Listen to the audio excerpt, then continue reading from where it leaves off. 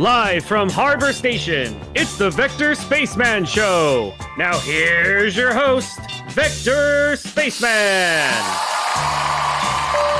Hello, Space Cadets. It's your old pal, Vector Spaceman. Yes, indeed. We're back at it again, man. We're coming to you live once more, straight from Harbor Station, broadcasting on all frequencies to our beautiful planet Earth. Now, whether you're watching us live or catching us after the show, don't you know we're glad to have you on board. Thanks for helping us to make space make outer space the place to be. How did I screw that one up, man? Today's Tuesday, March 4th, 2025, you guys. Hello there, ladies and gentlemen, space cadets all. It's me, your pal, your buddy, your guy, Vector Spaceman. And this is, if you can believe it, the Vector Spaceman Show. Once again, we've got an artistic endeavor ahead of us tonight, yes indeed. As we continue our Blender training arc, I'm going to be showing off some of the progress that we've made since last week's stream on our latest character model. Wow, super cool. As well as letting you in on some cool developments regarding said model, what we've been doing with it behind the scenes. Then we'll be following along on a Blender lesson that friend of the show, Regil Mikado, sent us last week. We're going to whip up a cool little sword if we have the time. Get creative, put our own spin on things. Very fantastical. But most importantly, continue in our Blender learning journey. That's the most important part. Now, if you missed the last show, we did some roughing out work on our Galaxy Jamwich model. I'm pleased to report that the model is pretty well complete, and we're going to be showing off what we've done since last stream on the show here tonight. We just couldn't wait to continue working on it. I'd love to stream the process of every little thing that we do, but it's undeniable. We work a lot faster when we're not being perceived. And that's why we like little quick projects like the one we've got ahead of us tonight that we can crank out all in one sitting. We'll be doing some more Blender training sessions in the weeks to come, as well as good old-fashioned gaming streams, maybe even some collabs, you never know. Keep an eye out. And of course, if you want to stay up to date with all of our broadcasts so that you never ever miss a show, then be sure to follow Vector Spaceman on Twitter, YouTube, and of course, right here on Twitch. And Blue Sky, I forgot, and Blue Sky as well. Man, it's little details like that, man. You'd think we were off our game or something. Like we haven't been regularly streaming in a while. This is what happens. This is what happens. This is what you get. This is the consequence of our own action, our own inaction, if you will. Hello, Space Cadets. Welcome to the program. Happy Tuesday. Happy Tuesday. Aeon Omnisci, I see you there. I hope you're well. Everybody chilling in the wings, I hope you're doing well tonight. It's a fantastic artistic Tuesday. It's what we get up to here. At least lately. You guys, I've been super impressed just with my own improvements over the past little while. Slimy, how are you doing? Spaceman, it's Slimy McDooboo. Up in my chat? I get Slimy McDooboo up in my chat? On the Vector Spaceman Show? Are you kidding me? On a Tuesday? I'm doing pretty good, Slimy. I'm doing pretty good. I'm feeling proud of myself tonight, Slimy. I'm feeling self-assured. I'm feeling self-confident. And it all comes down to the stellar progress that we've been making in Blender as of late. Now, I think last year sometime, we did our first little, Blender stream. That little donut tutorial that everybody does, right? Pretty straightforward. I wasn't really grasping it at the time. But I knew this was the year that I wanted to finally crank out a Vector Spaceman 3D model, right? And we'd done a little bit of 3D work in the past, way in the past when I was a young spaceman, making little, crummy little mods for different games and stuff like that, right? But we never tried Blender. It was always different programs. But Blender is, that's the software du jour these days. That's the indie darling. That's the freeware software that everybody can't get enough of. And did you guys see? The other night, Oscars, Best Animated Film. Done entirely in Blender, the first of its kind. Isn't that fantastic? Or sorry, the first of its kind to get that level of award. Insane. A little movie called Flow. I thought that was a video game. I'm going to be honest. I did not know that cat production was a movie. But now I'm going to watch it. Now I'm going to watch it and I'm going to enjoy it. I'm going to enjoy that little bit of tidbit of knowledge. All done in Blender. But what was I saying? Right, last year we tried Blender for the first time. Weren't really digging it. This year it was like, all right, we got to get the Spaceman model done. So we've been focusing on learning more Blender. And in order to, save me from my own chronic perfectionism when it comes to, my own projects, I thought, what better way to start off than by doing some other people's characters? And that's exactly what we've been doing. We started working on a 3D model of friend of the show, Galaxy Jamwich, who, if you've, stuck around for a minute, you will probably recognize as a very, very common, often central character in the Vector Spaceman and Friends skits and specials. Jammy is a great character. And though she doesn't stream as much these days,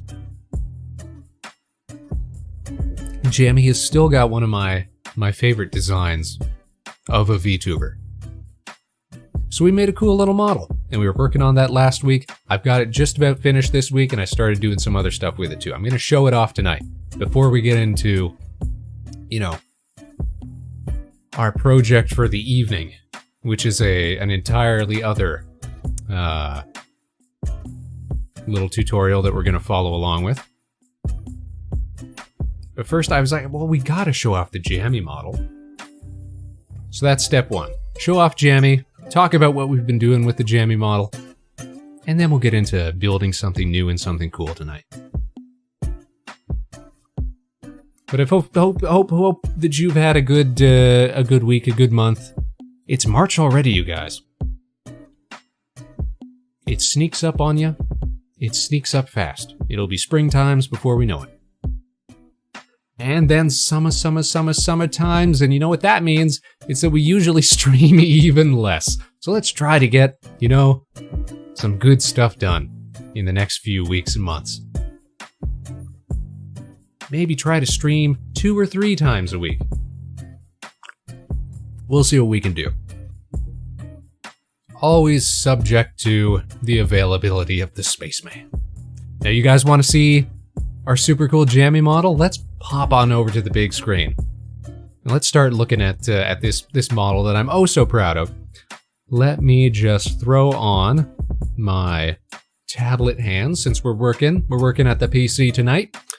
And let's head on over to the big screen, you guys. Here we go. Bam! Here we are. This is the Galaxy Jamwich, you guys.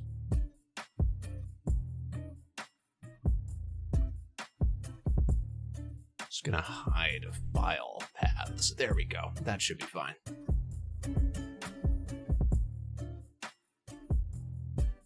Make it a little bigger so we can see everything. There we go. This, the Galaxy Jamwich. Rad, right? So this is our... Let's take a look at our reference here. This is the reference we were working off of. Jammy, where's your reference model? There we go. Oh, it's down here. Reference plane. Just pull it out here.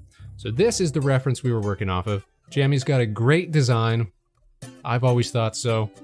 Very colorful, very lively. Jammy is an intensely cool character.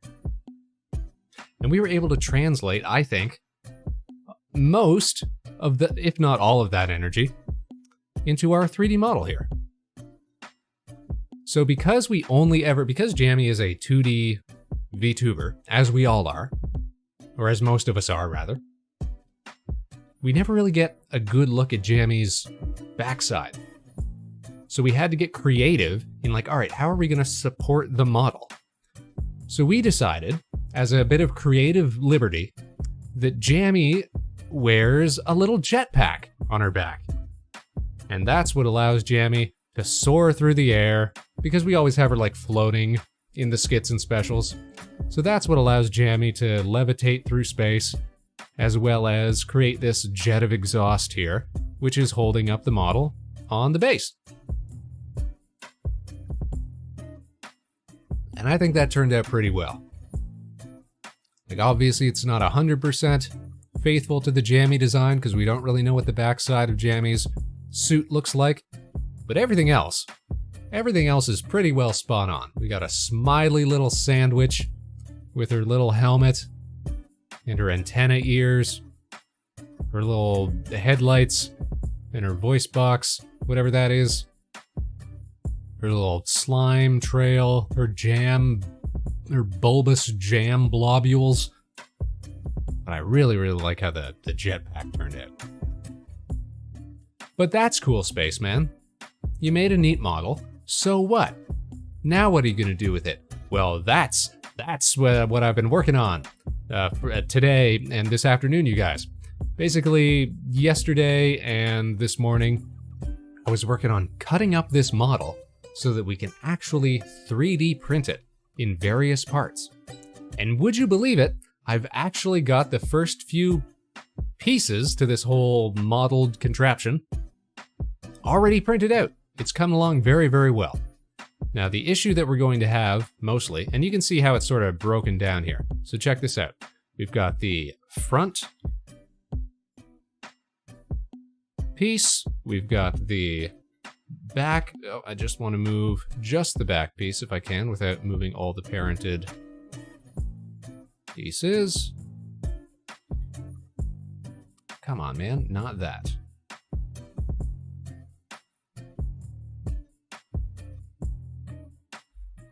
Want to separate this all out. We're going to explode this all out so you guys can see how it works.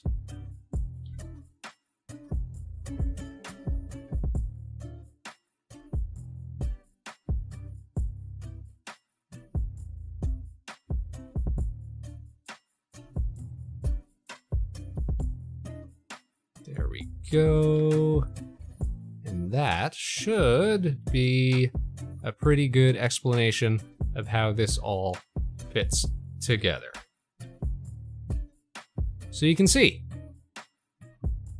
that the Jammy fits together in three little pieces here. We've got the central jam piece with a little plug in the center, which fits into the two bread pieces. The back and front suit pieces clip together with these little pegs and holes that we've got. The back piece is all one model, so that was able to print out pretty good. All as one model. The little base has little peg inserts that will fit into these little holes in the jet, so that's going to allow it to support itself. The helmet pieces fit into these grooves in the front and back section of the suit, so that's great. So they self-enclose, and then you'll notice that they have these little half-circle studs on the side, which, when together, create a little circle over which the earphones fit. So the whole thing comes together like a little push-fit Kinder Surprise toy or something. That's how I was describing it last week. That was my vision for it, and I think we've pretty well nailed it.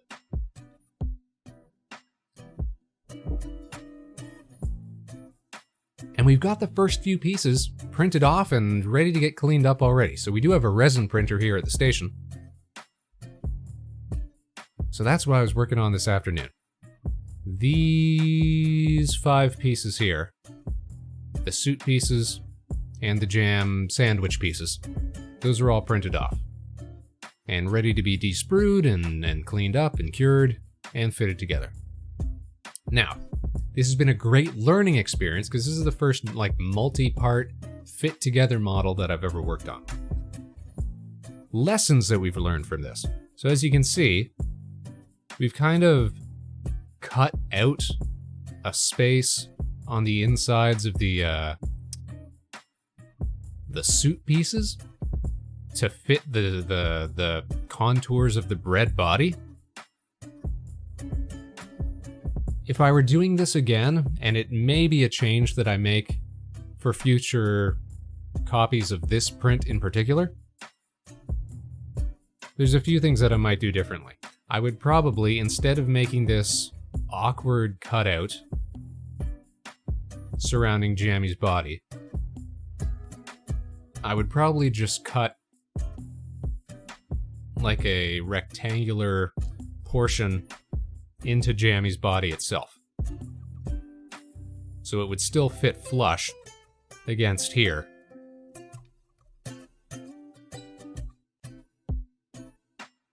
But I wouldn't have to worry about all these weird smoothed out parts.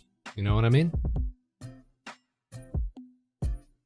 Basically, we just cut bam, bam, bam. Now you'd still get the contour or a loose contour of the contact up at the top. In fact, maybe even not. I might just do it like a loose arc across the top where Jammy meets, like where this line meets here. But I certainly wouldn't do all of this wavy cutout again. Because unfortunately, a lot of that we had to do manually. You'd think, oh, can't you just use like a Boolean cutout? You can, but then you've got no tolerance for the pieces being fit together. You want to leave a little bit of wiggle room, and I found the easiest way to do that was actually just to kind of model around it. Anyways, it worked for me, but I feel like we could make it work better in future. The other thing I was thinking, do we like this little exhaust, like swoosh that's down here? If I fit everything back together here.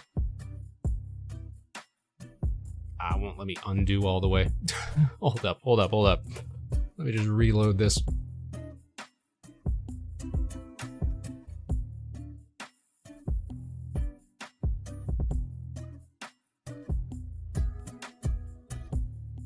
There we go. The thing is, do we like this little exhaust swoosh? I was thinking, like, we could have built up like a pillar of clouds like we have here, like following the trajectory of this. Would that have been cooler? I like the little swoosh. At the same time, I don't know, could we have built the clouds up? Would that have looked better? That's not so much a mechanical thing I'd redo, it's just like, would I like the look of it better? So I might experiment with that, you know? Hello, Nep! How are you doing? Happy Tuesday. Sounds like you've got a real conundrum on your hands. Or hopefully not on your hands. Ha! Hope your week has been going well, Nep. We're making models. Did you see our jammy? Our Galaxy Jamwich? Our 3D print ready Galaxy Jamwich?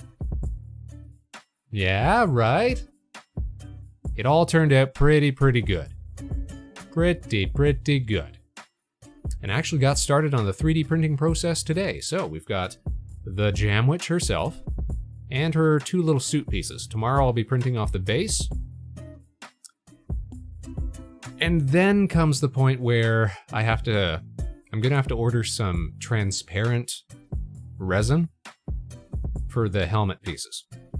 Because obviously you don't want to do those in, opaque gray resin. You're not gonna be able to see the sandwich that's inside. So got to get myself some clear resin for that. And that'll be the last little bit. I may also reprint the jam portion in clear resin. Either clear resin that has been tinted, so we can get like a translucent jam sort of coloration, or I might experiment with just printing it in clear and then doing a very thin coat of paint over top, seeing how that works. Seeing if that would look good as well. Because that'd be the easiest thing to do, because then I don't have to waste part of my resin vat with tinted resin. So obviously you got to put more in than you get out, just to keep a little bit on the bottom for it to draw up. Anyways, that's 3D printing problems. That's my Jamwich. I'm super proud. Thanks again to Jammy for being our wonderful test model. She's seen it already. She loves it. I think everybody who's seen it loves the Galaxy Jamwich. Perhaps coming to a tabletop near you. So this Jammy is sized for a 60mm base. So like a large, like tabletop figure, that sort of thing. It would look right at home on top of any desk or any PC or, you know, any shelf. Our favorite sandwich. You're missing a queen piece on chess? I think 60mm might be a little too big for that, but we could always scale it down further. That would actually be a cool project, wouldn't it? VTuber chess set. That'd be a really, really funny project. We'd have to get a whole whack of characters together for that. We'd have to get a whole whack of characters. Because, I mean, you don't just want one person for, you know, each of your pawns or something like that, you know? You want a whole cast. Basically, you want 16 per side, so we would need 32. We would need 32 different VTubers. I love it. My name's Jammy too. Hey, Jamline, how are you doing?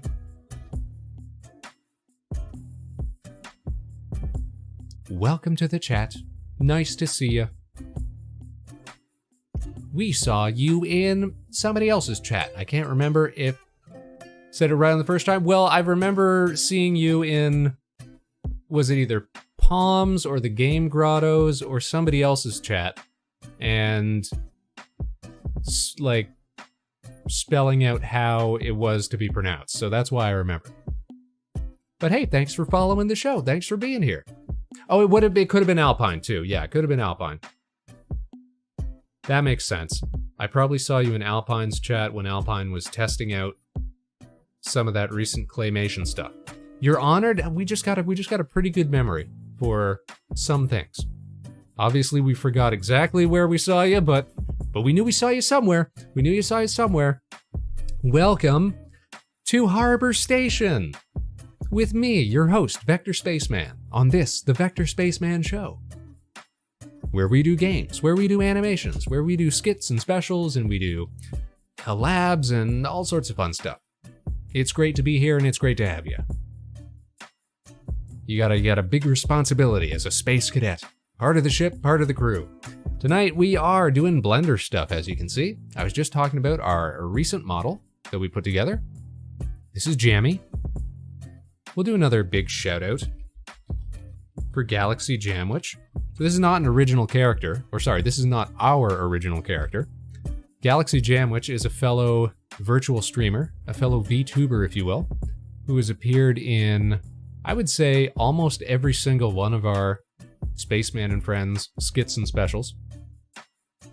But Jammy doesn't really stream a whole lot anymore, unfortunately, but we still get her out to participate in the skits and specials. Which, if you haven't seen those, definitely check them out over on our YouTube page. We got a whole playlist for animations. That's the big thing we do here, is animated skits and specials starring VTubers and friends. You thought she graduated? Well, you thought wrong, because you can't get away from the Spaceman and Friends specials, so we drag her out of retirement every time that we do one of those.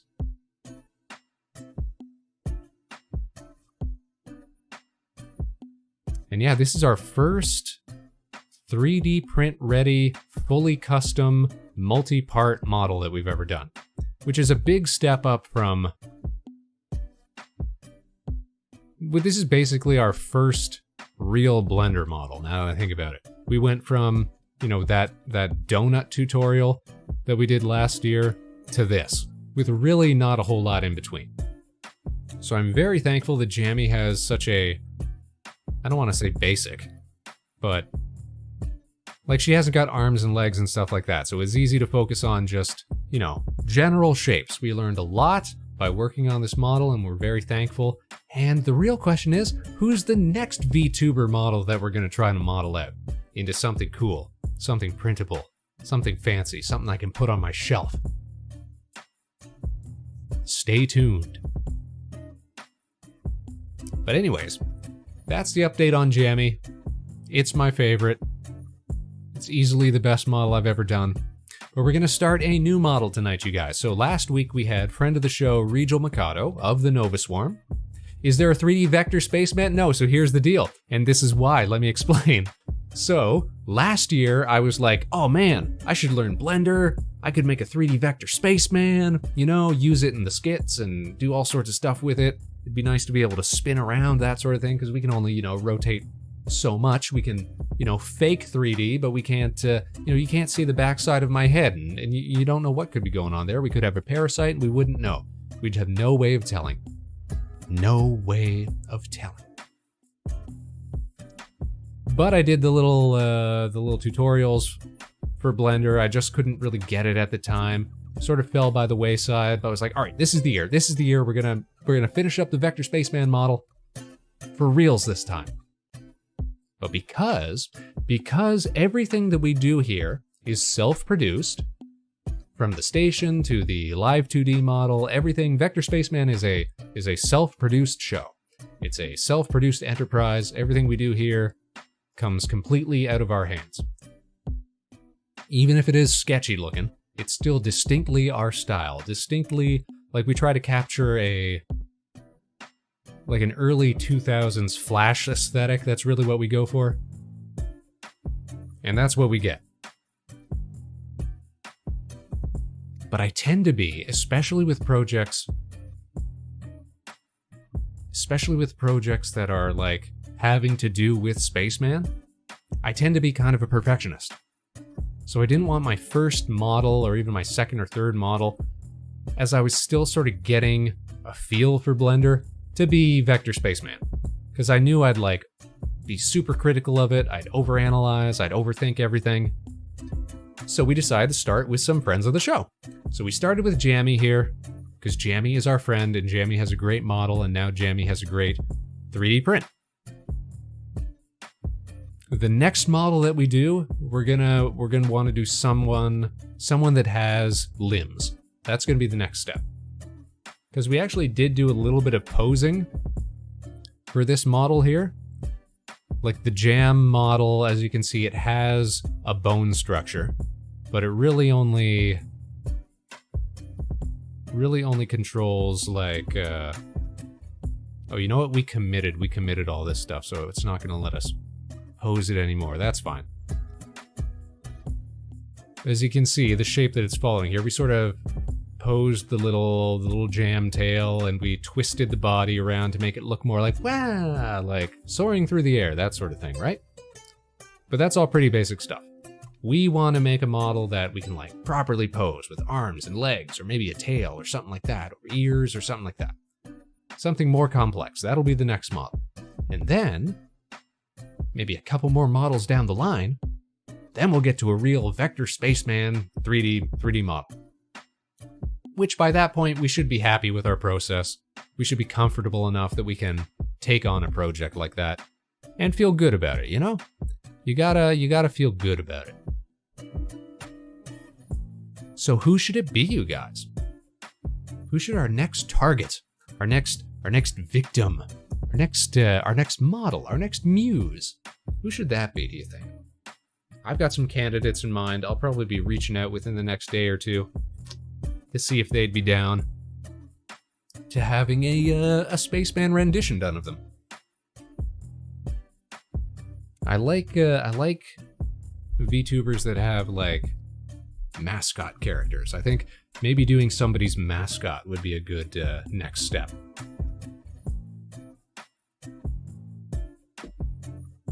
So we'll see who's down for that. And then, after that, we get to a proper Vector Spaceman.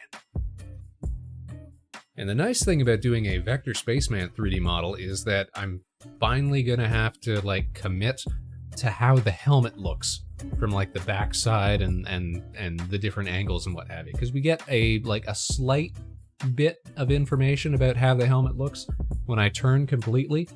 Like the chin pieces come around and you can sort of see the sides of the head. I actually really like my live 2D model and how it sort of simulates that 3D rotation. But we're gonna have to finally hammer down how the helmet actually works, how it actually looks from the backside. And when we do that, then we can consider, making an actual printable helmet. I would love to have that. That would be the perfect opportunity to finally get myself a filament printer as well, because right now we just got the resin printer. Which, from discussing it with other people, sounds like I've kind of gone backwards in the in the printing journey. Most people start with a filament printer and then move up to resin. Whereas I started with the resin because I wanted to be able to print cool miniatures and stuff like that in high fidelity, in super detail. But I also want to make, bigger stuff. And filament's great for that. That's the way to go. Just get yourself a big plastic spool and let it rip. All right, enough looking at Jammy. Our beloved sandwich, our favorite sandwich.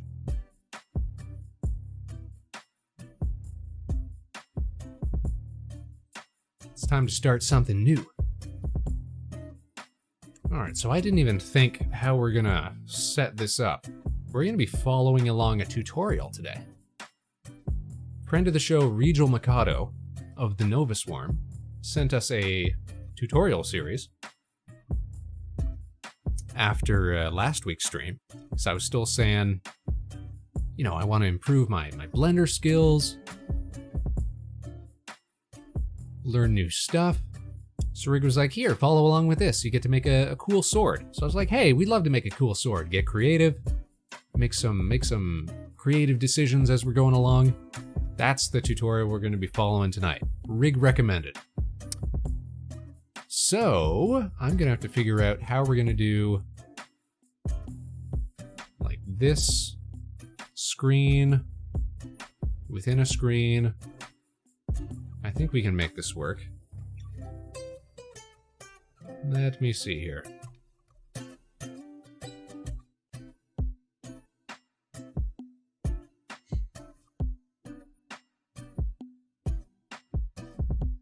Because if we go over to the screen right here, I can have a screen, but that's like a tab. If I go onto here, then it's going to disappear. Okay, let's figure out how we can do this. Let's have a second.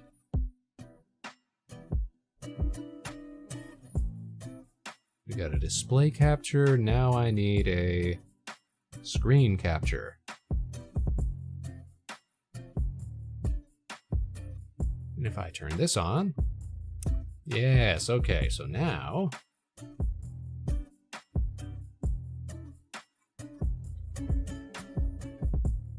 get out of here. Get out of here. What happens if I scale this up? Go like this. Don't start playing yet. Give me a second. Would you chill? Would you chill, sir? Oh my goodness gracious, it's Loot! It's Loot and Friends! Let's go back to the station here while I'm still figuring this out. How are you guys doing? Big cheers for the Raiders! Pass the whiskey! I'm pour one out for Loot right here. We just let that glug glug glug. Oh, we love roll call, y'all. Get perceived. Our favorite spider, Loot, up in the chat. Thank you for the pour out. Always for you, Loot. Guys, I want to give a big shout out to our favoritist spider, Loot. Our very silly friendo. Make sure you're following Loot, Space Cadets.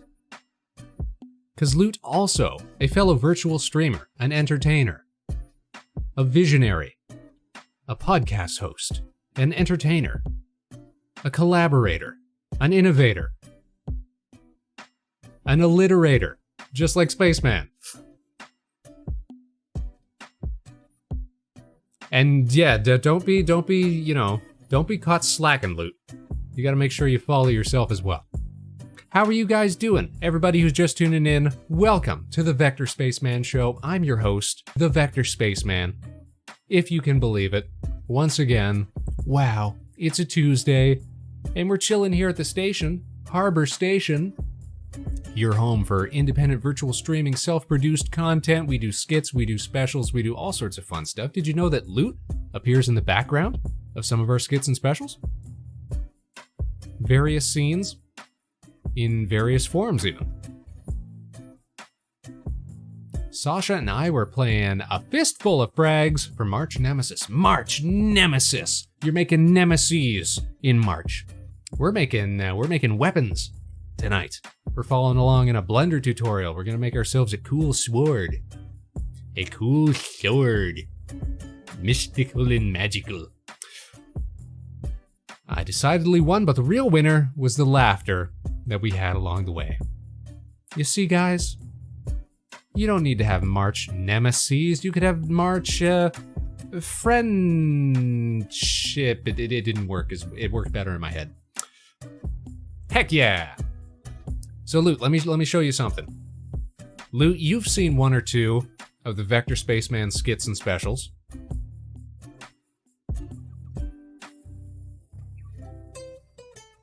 Let me head over to the game and screen here. Then you're gonna recognize this character. Get off of my screen. Hold on. Bam. Who's that, Loot? Who's that? Why, that's our favoritist sandwich in the whole wide world. Our resident Galaxy Jamwich. In 3 dimensions. It can't be, and yet it is. So this is our latest 3D model that we've been working on. Pew, and you can see the backside, Jammy's little jetpacks. Keeping her up in the air. Soaring so high. Jammy is so fly. The Galaxy Jamwich. And this is actually a multi-part 3D printable ready model. Which is something I've been working on for the past couple of weeks. And we got it all sliced up, and I've been printing off a few of the pieces today. It's actually coming out really, really well. I'm gonna be posting more images of it over the next couple days as I continue working on it. Only thing I don't have the parts for right now is I gotta get some clear, transparent resin for the helmet pieces. Because you gotta be able to see Jammy's face behind the helmet, you know? Obviously. Otherwise it's just not Jammy. Very exciting indeed. So I spent like the first half hour of the show hyping up how much I love this model, how fun it was to work on. Jammy's looking really good, like it's completely model accurate jam sandwich right here. Perfect in every way, except we had to sort of invent what was on Jammy's back, since you never see Jammy's back. But I thought, well, we're always making Jammy like float in the skits and specials.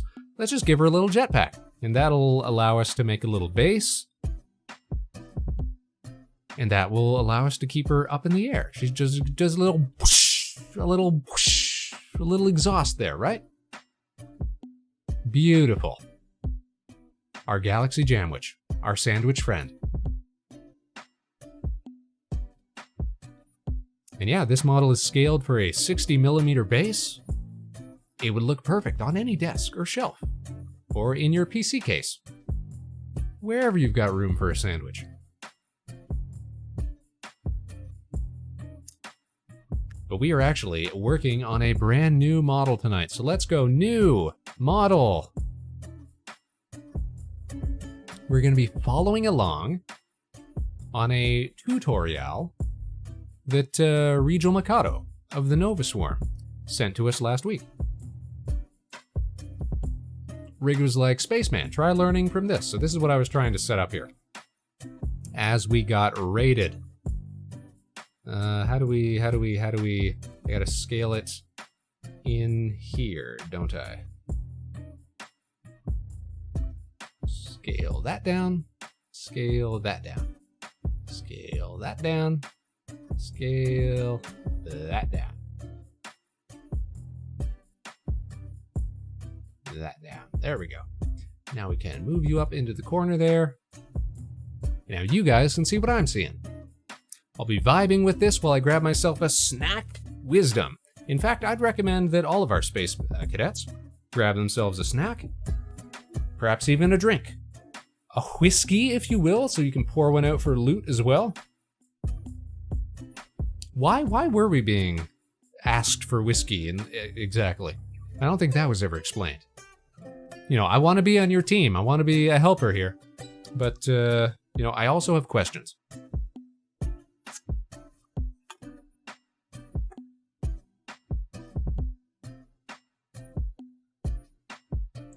All right.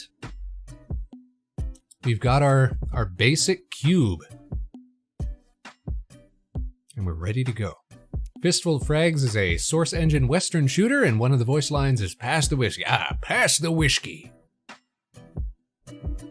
We're here for a good old-fashioned yeehaw. So you'd best pass that whiskey.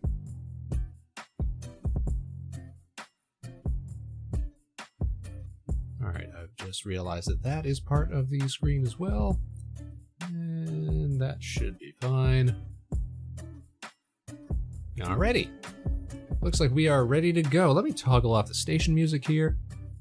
And let's start learning, you guys. We're learning Blender tonight. Begin building out our fantasy sword model. Take me back to the very start. In part 2 of the series, we're going to begin building out our fantasy sword model, starting at 100% absolute beginner level. And we're going to build out the sword step by step, starting with just a cube, and learn the essentials of polygon modeling as we build out the entire model. Now, if this looks intimidating to you, I encourage you to keep going. And we'll start with our practice runs coming up in the next chapter. So this is a tutorial by a channel called CG Fast Track. And this was recommended to us by Rig. And we trust Rig's recommendations for good Blender tutorials. In part 1 of the series, we got to know the move, rotate, and scale tools on our viewport toolbar. Although this is a fine way to work, manually activating these tools with our mouse can add up to a lot of clicks while we're working. And that brings us to our goal for this chapter, which is to get to know our hotkeys. It is really important to know hotkeys in Blender. Also I have been known learning as move. that. Select the default cube, and then we have 3 steps. Hit G on the keyboard. 2, move the mouse around as the cube is attached to the cursor. And then 3, click to drop it back into our scene. That's hit G, then move it, and then click to drop. Our next hotkey is R for rotation. Hit R on the keyboard. W 2, for move select. the cursor around the object to rotate it. 3, I did not know that. And then we have S Blender's for a scale. StarCraft 2 Hit of S modeling keyboard, programs. Move the So cursor last week around, we were talking scale up and about down, like then why has it click to got like confirm. weird. Great. Now, in combination with the G, Like, why is G hotkeys is the X, Y, and the Z key for snapping grabbing and movements. moving This something one's a little instead bit of tricky, V, so I which should is bring what you you guys back usually to the see, video for this like one. V or K. First, I'll hit G to enter my move tool. Then, and it's while usually G is down to the activated, language I can that the use software is X, developed in. Y, or And Z for some hotkeys reason, I thought to Blender was a snap French to program, but specific turns out axes. it's X and Belgian. Y are It is a horizontal, Belgian and program. then Z is going to be vertical. Okay, now it's your turn. G for grab, X and Y to snap, and then click to confirm. Great, and we do have one final hotkey, which is W, which I'm going to cover in a moment, and we're going to continue in the next chapter. I do love Our goal for this Blender's chapter is to grab our lasso downloadable kit that grabbing we're going to tool. be using throughout this course. Comes with Very, a very hotkey cheat sheet, a rock kit, some textures, and a bunch of other fun things. Step number 1, we're going to locate the project downloads. We don't Directly need under this project video, files. We're in the going to do this. description, We're click going to more. Then locate the freestyle area all with this. free downloads Come and on. click that URL. And then step number 2, Fast we'll forward. download the hotkey cheat sheet. And our goal for this chapter is to get to know the Lazy Viewport add-on. Lazy And what this Viewport, what does does is that it mean? remaps our G, R, and S hotkey to work with the move, rotate, and the scale tools, which gives us the ability to continue working with our viewport have tools those? with those really intuitive handles to move, rotate, and scale. And step number 1 is to install the Lazy Viewport. First, we'll go up to the edit menu and then down to preferences. And then inside of our preferences, we'll locate the add-ons tab. In the add-ons tab, feel On like the we're top probably right, we're going to okay find without install. add-ons. And once we have install, we'll get a dialog box, and then we'll go to our downloads. I locate thought the we lazy were going to viewport be folder. learning Note that stuff we here. don't want the zip file. We want the folder. We'll dive into the folder and then dive inside of that and locate the lazy viewport.py What's the next file. chapter? Once we have that selected, we can then click install Hotkey practice. add-on. Great, we should get the edit lazy mode. viewport We know add-on about edit displayed, mode. and then all we have to do is click to turn it Practice on. Now, super extrusions. special note here. If for whatever reason Tell me you about don't see this, you extrusions. can go We know about and our goal over extrusions, the but next I'd love to know chapters more is about to get to know extrusions. the 4 Reconnecting. Do we have stream sign?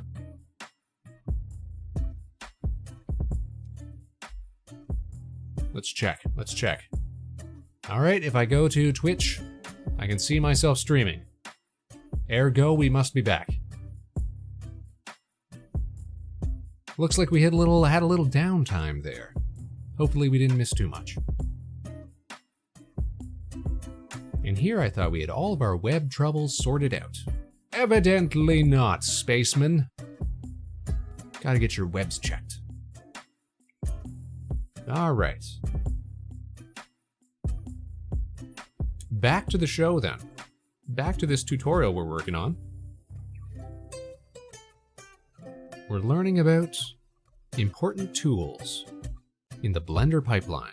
Let's go learn. Together. And our goal over the next 4 chapters is to get to know the 4 most important edit mode tools. The edit mode tools come up when we access edit mode. We're going to find them on the bottom left of our 3D view. And our goal is to take our default cube and make this weird, funky object. And we're making a weird, funky object because we're going to make a lot of mistakes.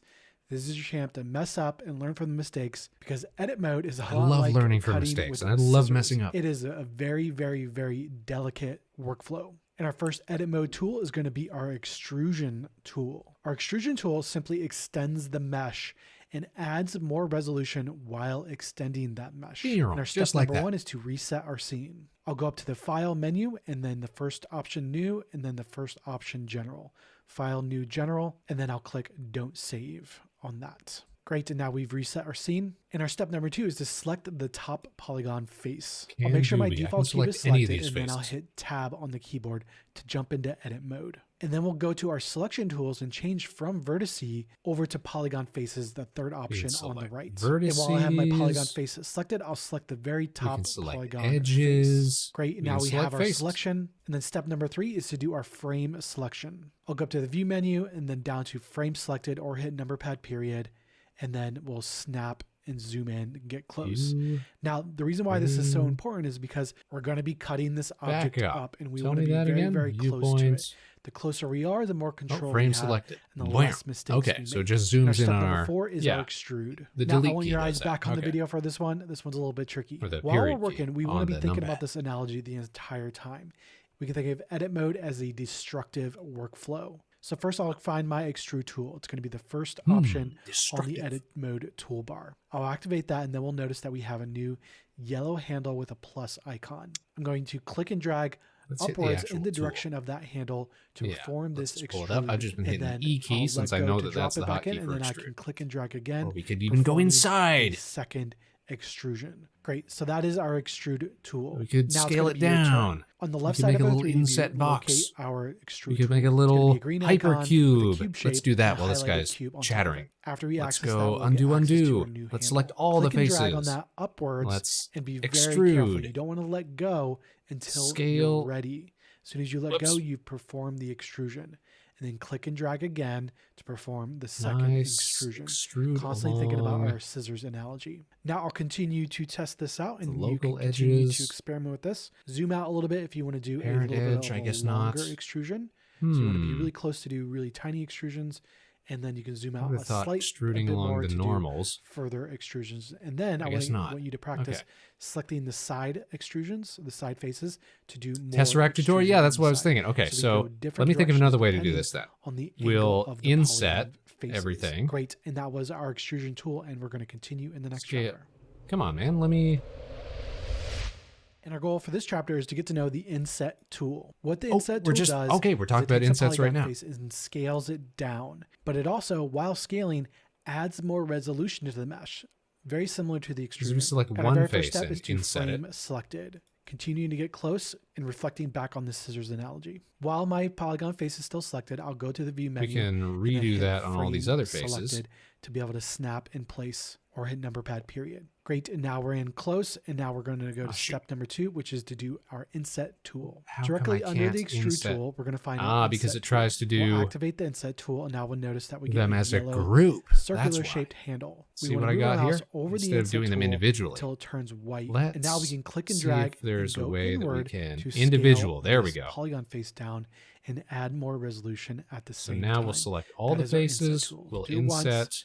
do it twice, being very delicate, and you'll get super plus bonus points if you do this in combination with the extrude Bam. tool. And then we can scale extrude inward. that in by Bam. selecting And now we the got our extrude little tool tesseract, again. right? The inset tool and the extrude tool work very, very, I appreciate very the smileys closely in the together video. It's helping me during learn. a lot of box modeling techniques. The little We'll continue to the next little chapter. annotations there. We can do that too.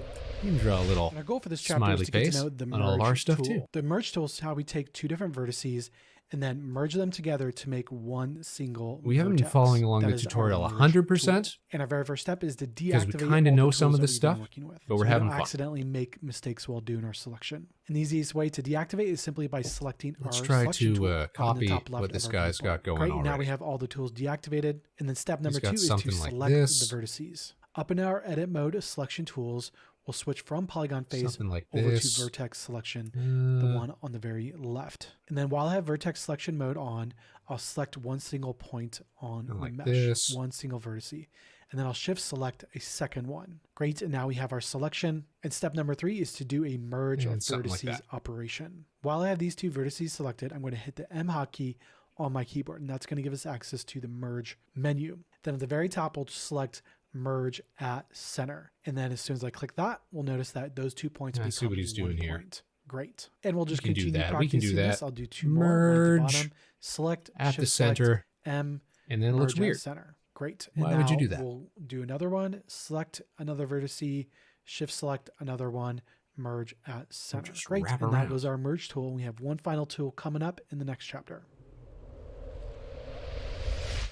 Our goal for this chapter is to get to know the loop cut tool. And our loop cut tool is how we add brand new edges into the mesh that wraps cuts are around actually the like object. We can see that we have a brand new crazy edge cool. that goes all the way I up. don't necessarily think it's a and then Blender back down specific and then utility, around. Now this is by far but the it most definitely tricky wasn't something I edit was mode tool, using so a I whole need you to lot hyper-focus with back me in this in chapter. the This one's a 3ds bit Max tricky. days. And our very first step is to do a frame selected, so that as Where we it sort of cut, we can be guesstimates very delicate what you with want to this. add. First, I'm going to select two different vertices that have Based a on really topology. long edge. The longer the edge, the easier it is for us to be able to work with this.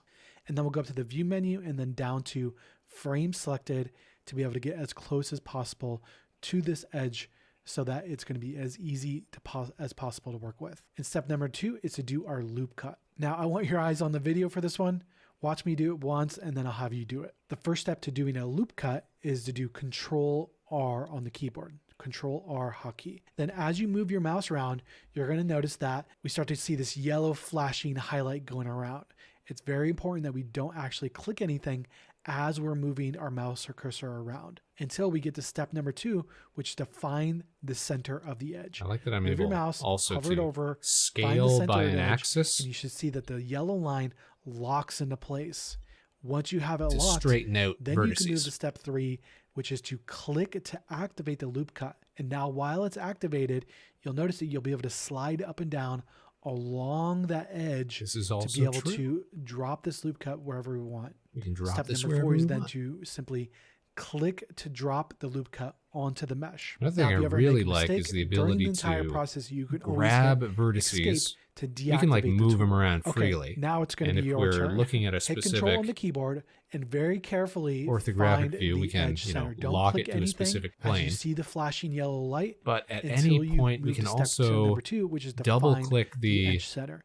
You should have your the mouse move hovering key, over the and edge. now we're locked and the along yellow line should be locked into axis. place. And then step number 3 is to click to activate the loop cut to be able to And that can be slide any this loop axis cut that it's along connected to. the edge. And then once you find a place, It'll follow click along to that drop it onto the loop cut, deactivating line, the loop which cut is tool, great. It's confirming such a good the loop utility. cut. Great. Now you want to practice this 5 to 10 times Try to see if you can get doing this very, very quickly. And, make mistakes. It's going to break on you. You're going to accidentally do things. You can undo out of them. Tutorial's right, That's totally fine. This is your chance Like, to I make learned a lot lot of doing that mistakes. jammy model And if you just find by this one messing tricky, around with stuff. No worries. We're only doing this one time throughout the entire The first version sword. of like Great, the that was our jam loop cut blobule tool, and now we're part going to start building out the sword was very in the next different. chapter. It was very messy. And our goal for this chapter is to take our Until I default started cube, really begin to focusing on model getting this out nice, into the tip of our blade using edit mode. And even we have 5 different topology. steps. Default cube, add more Using, resolution, like, shape it out primitive into the tip, cubes and then stuff, from the tip, we're sort going to of then dragging add out in the a shapes that I groove wanted, that and I then turn needed. into a hard surface mesh using The first thing that I subdivision tried to do was modifiers. like And our goal for this chapter is to take our default cube and shape it out into a like rectangle use and add spheres more resolution. and like And step number 1 is to join reset them our blender together, scene. but that was Going up just to the File messy. menu, new, and then general. And then we'll click don't save, and then now we're ready to go with our brand new scene. And step number 2 is to scale our default cube. With our default cube selected, we'll go down to our object properties, the orange icon in our properties panel. Then I'll locate the scale values, and I'm going to resize this manually. The scale X is going to be 0.18, the scale Y is going to be 1, and then the scale Z is going to be 0.06. And once we have our scale values set, we should then see that we have a rectangular shape in our cube. And where did I get these values from? These are all from when I prepped the lecture, so I'm not coming up with these out of my head. Normally, I would just eye this up in the viewport, but just so we're on the same page, use the same exact values. Where was that? Because that actually and step sounds number 3 is to subdivide useful. our mesh. Show and me that subdividing again. simply takes. And our goal for this chapter is to take we have 5 different steps. And from the tip, we're going to then add in subdividers. a groove. We know This about chapter is to take subdividers. set our blender scene. Don't save. And then We with our reset the default scene, cube right. selected, we'll go down to our object properties, the orange was under icon in our properties, properties object panel. properties. Then I'll locate the scale values, and I'm going to There it resize all this is. manually. The scale X is going to be 0.18, the scale Y is going to be 1, and then the scale Z is going to be 0.06. And once we have our scale values set, we should then see that we have a rectangular shape in our cube. And where did I usually get just these scale values that from? These are all from by when I prepped dragging the stuff lecture, out, so I'm but not that's coming nice up to know with we can these do out that of my head. manually. Normally, I would just eye this up in the viewport, but just so we're on the same page, Yeah, I would do it use too. the same Eye it exact up in the values viewport. that I'm using. And step number 3 is to subdivide our mesh. And subdividing simply takes our default cube and it's going to add more resolution so we have more vertices to work with. First, we'll hit tab to jump into edit mode while we have our default cube selected. Now, by default, all of our vertices should be selected. If it's not for you, if you accidentally click, you can always get that back by going up to the select menu and hitting all, select all. And once we have all of our vertices selected, we'll right click and then go up to subdivide mesh. And subdividing the mesh is going to add more points to work with so that we can start to shape it out. Great, and that was subdividing our mesh. Oh, and we'll that's continue in fun. the next chapter. That's a good trick because I've been like going into the subdivide Our modifier goal for this in order to chapter get that is to to work. take our subdivided mesh and then shape it out into the shape of a blade using merge vertices. And our step number 1 is to orbit into the negative Z axis. Now, this one's a little bit tricky, so please bring your eyes back to the video for this one. Watching Our the goal is video. to be able to select our tip of the blade. Now, a common problem that some people have ran into is accidentally selecting the wrong tip. So how do you know which one is the right tip to select? How do you know which Well, is in the the top right right of our tip? 3D view, we have our navigation gizmo. The areas that say X, gizmo. Y, and Z are going to be the positive direction. And then the red, Oh. green, and blue circles that are empty are going to be the negative direction. That's what we want to select. I'll be honest, the negative direction. I didn't really think stuff So like that using our mattered. middle mouse button, I'm going to rotate around. Because you can always just until that rotate it empty green circle around. is pointing towards me. That's going to make sure that we're working on the same page. And everything that we do from this point is going to line up. Great, and that was orbiting into the negative axis. And then we're ready for step number 2, which is to make our selection. Let's And our make correct our selection selection. is going to be the 9 vertices on the negative Y axis. So I'll use a box drag selection. We should be selecting a total of 9 vertices here. And great, and now we have them selected, and our step number 3 is going to be to merge vertices. So while I have my 9 vertices selected, I'll hit M to merge, and then we'll choose at the top, merge 'em merge all? at center. Great. That's no and then we good. should That see looks now weird. we have a point at the end. We're starting to get We the got a shape heck of of our a blade. point. Now we need to repeat this process 4 additional times on the sides. So once on the side, M, merge at center, select 3 in the back, merge, and then hit M, merge at center. Rotate around, select the other side, M, merge at center. Oh, I and then see. He's select trying to the get it back, flat. 3, merge at center. Great, and super special note here. On the back of our blade, we should still have a total of 4 vertices on the Trying to back. get We're going to be flat using on these in a these bit, sides. so Okay. we need to keep these and not merge those I got it. together. I got you. So that was merging our blade and creating the tip, and we'll continue in the next chapter. Our and our goal space for this blade. chapter is to get to know our incremental save. And we can think of this as a backup system for our project. So if we ever make a mistake, we have something to fall This back might on. actually be And our good to very know first step because is I do had to save a number of different into a project directory. Going up to the file versions menu, of and then that we'll go down to Jamwich file save as. And then once along we the click way. save as, inside of our dialog box, we'll Ones save where this it was someplace committed safe. to I'm gonna save on the the desktop for now. And then while we're on our desktop, I'll right click over my to the file armature, dialog, right click here, the and bone then go structure down to that is new folder. one where I creating us a was new project cutting everything folder. up And then into once we have different our new folder, pieces I'll for then the rename 3D that printing. over to Sword in the Stone. One that was We're going to be posed putting all our nice, project one that files was in just here the basic moving forward. model on its And then we'll own, dive all the inside of primitives that, and what then have we'll you. rename this file over to sword.blend. And then once we have our sword.blend named, I'll go to save as. And there we go. We have our project officially set up. Always be And then saving. step number 2 is to do our incremental save. We'll go back up to the file menu and then go down to save incremental. It's going to be directly below the save button. And once we click on save incremental, we're Save then the going to current see Blender file with that numerically inside of our project incremented name that directory, does not we now overwrite have any a existing new files. sword.blend file. It's Cool. sword1.blend. And then when we click that button again, it's going to be That's sword2.blend, sword3, sword4. And the more times we click that incremental save, the more backups we're going to have. Great. And that was our incremental save, and we'll continue in the next chapter.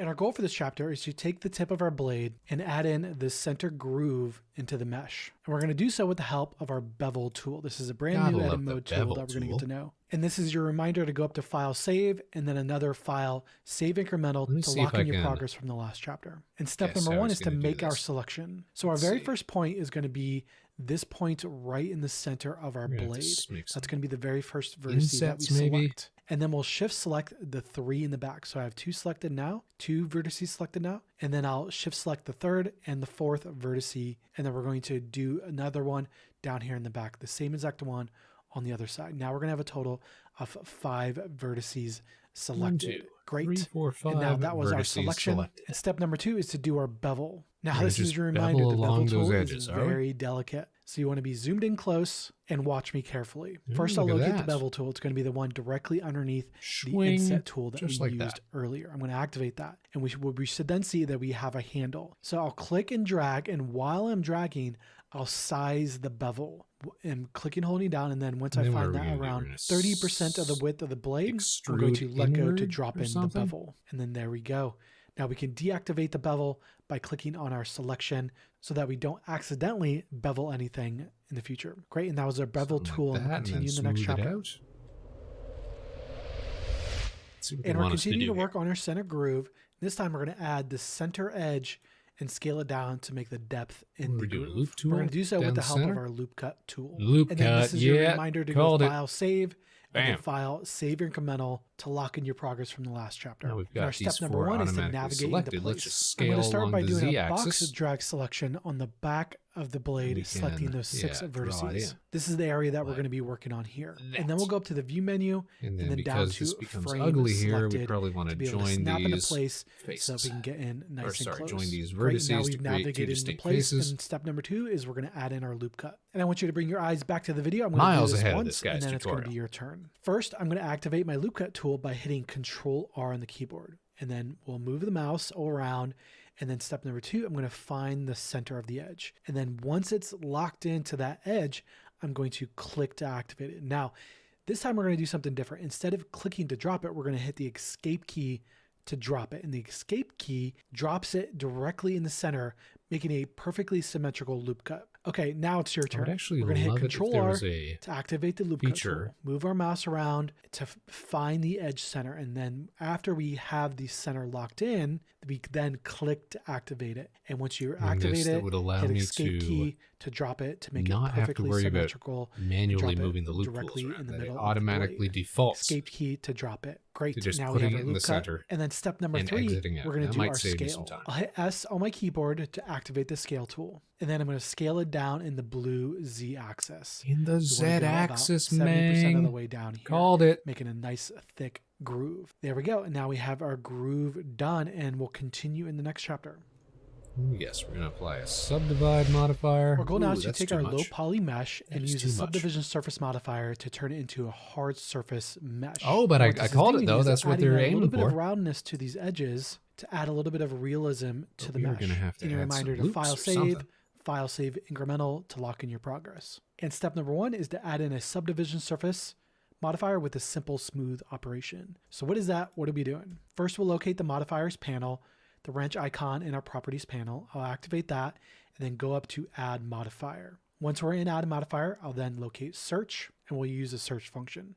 Then we'll do a search and then we're going to type in subdivision surface. And once we find our subdivision surface, I'll hit enter. Now, if you don't see this, you're on a slightly older version of Blender. Just go to the second column and towards the bottom, you'll find a subdivision surface modifier. Let's see how he Great. tackles There we this. go. Now, what's happening here? Yeah, what's going on ugly, here? What is man. this subdivision surface modifier doing? It's doing two different things. One, it's adding more resolution to the mesh, but it's also smoothing the mesh. It's getting too smooth right now. So what we're going to do is we're going to change it from Cal Mode Clark over to simple. Oh, what does simple do? Well, simple just changes it over, so it's just adding more resolution, but not actually smoothing the mesh. And this is going to help the mesh hold its shape. Going to edit. Oh, look at that! Now we've got a perfectly subdivided model. So if we add another subdivided model, so it's subdividing modifier 3 different times. Now we try to smooth it out. And our step number 2 is that in our second subdivision surface to be able to do the smoothing operation. Back in the add modifier tab, I'll do a search.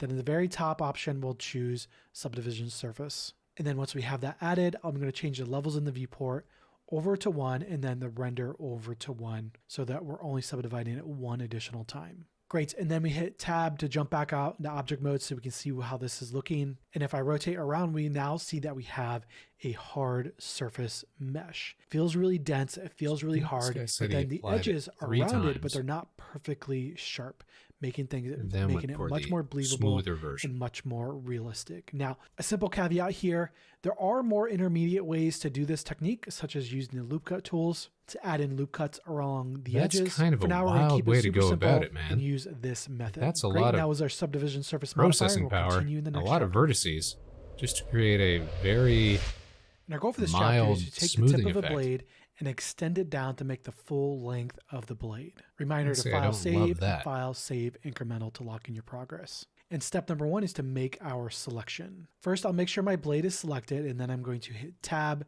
to jump into edit mode once again. And then look at in all my these edit mode extra selection, needless I'm going to choose vertices face selection, that we the one have. all the way Needless over to the vertices. right, Actually, let's see if we can't.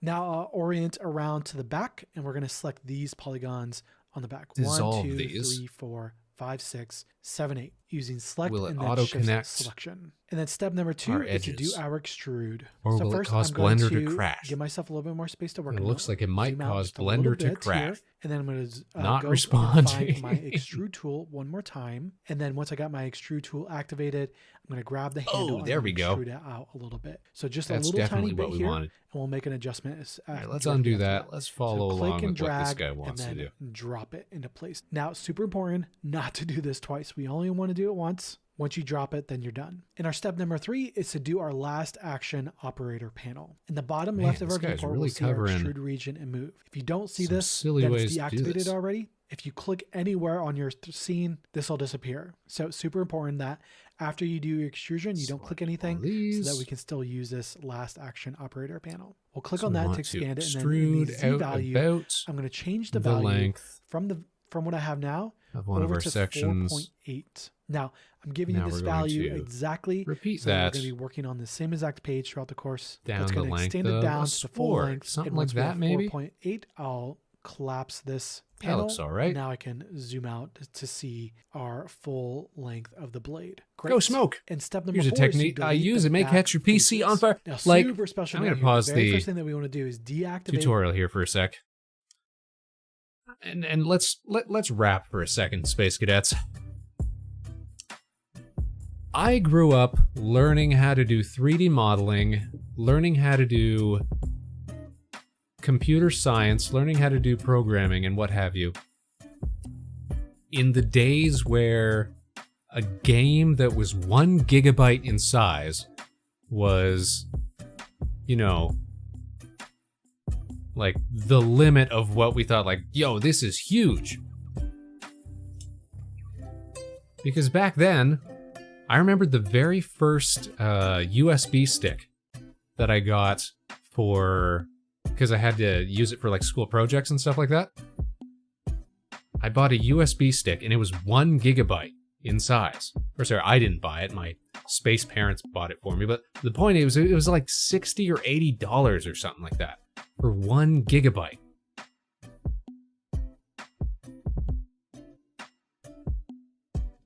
Back then, we learned to respect file size. We learned to respect processing power. We obeyed best practices when it came to programming and modeling and what have you. So that is all still ingrained in my head.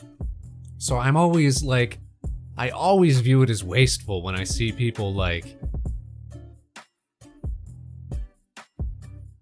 and it sounds weird to say, like using their PCs to the fullest extent that they're able to. Like it's just like why? Why do you need, to have it running on all cores when, that's why we love a low poly style. That's why we love a stylized style. That's why we love something like Team Fortress 2. Talking about middling polygon count, but a style that is classic, that is timeless. You're right, Mr. Spaceman. Efficiency is best. That's what I'm talking about. Space efficiency. Sunnybrook, I still have a 512 megabyte drive kicking around. I have got a USB peripheral to read floppy disks. And I'm pretty sure I've still got floppy disks around. Hoi hoi, how you doing, Domo? We're doing Blender tonight. Doing it's real Blender hours.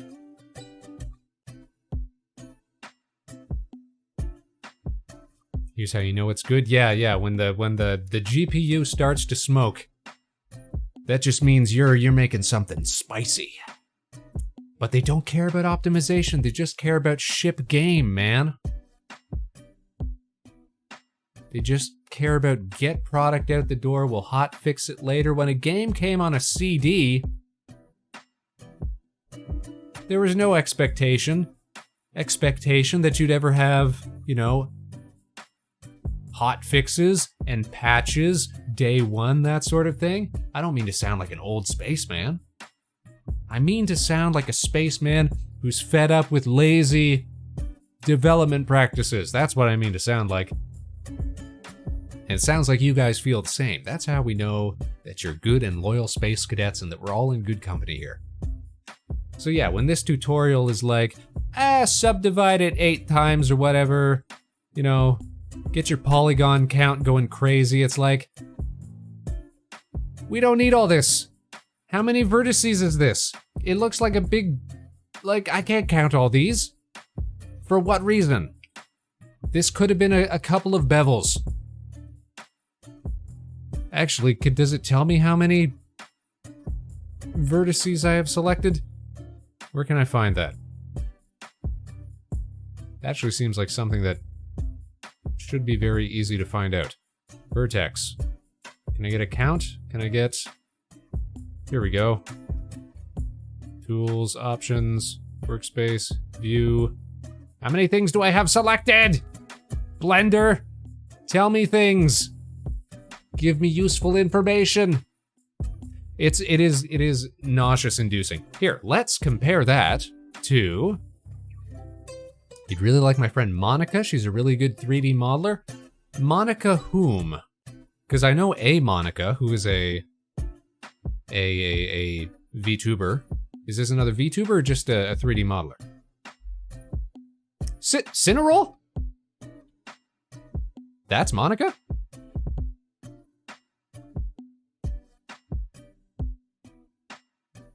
It's a good Monica Cineroll. Okay, sorry. There's another VTuber called Cineroll. I thought that's who you were talking about. I will definitely look Monica up then. I will definitely look her up. It's a good model when you select it and it lights up bright orange. Listen, and we're a guy who loves orange. Let's not forget. But there are limits. By golly, there are limits. This is why nowadays I'm reading the documentation instead of following things online. Yeah, these script kids, these, people who learn. Listen, we didn't have crazy modifiers like this back in my day. Subdivide everything. No, we used to drag vertices by hand. It taught us to put it where it was important. Cheap viewers? For me? Hold on, let me deal with this bot real quick. That's how you know you've made it, Space Cadets. When the bots come through. What a deal! Speaking of trying to sell you guys stuff, though, here, let's head back to the station for a second. You know what? Let's head back to the screen first. Some of you might not have been here when I was showing off our latest model. Look, guys, it's the Galaxy Jamwich. I'm so proud of this model. So this is the kind of stuff we have been working on in Blender. Ah, right, Ghost. It's Jammy. It's our favorite sandwich. It's the Galaxy's favorite sandwich. Yeah, I just figured, yeah, some of you guys have just came in, so I know you guys didn't see when we were talking about this earlier. This is Jammy, scaled for a 60mm base. Jammy is also made up of several distinct parts, which all fit together, whoops, real nicely. Plugs and inserts and pins and what have you. Completely ready to be 3D printed. Which is something that I started doing today.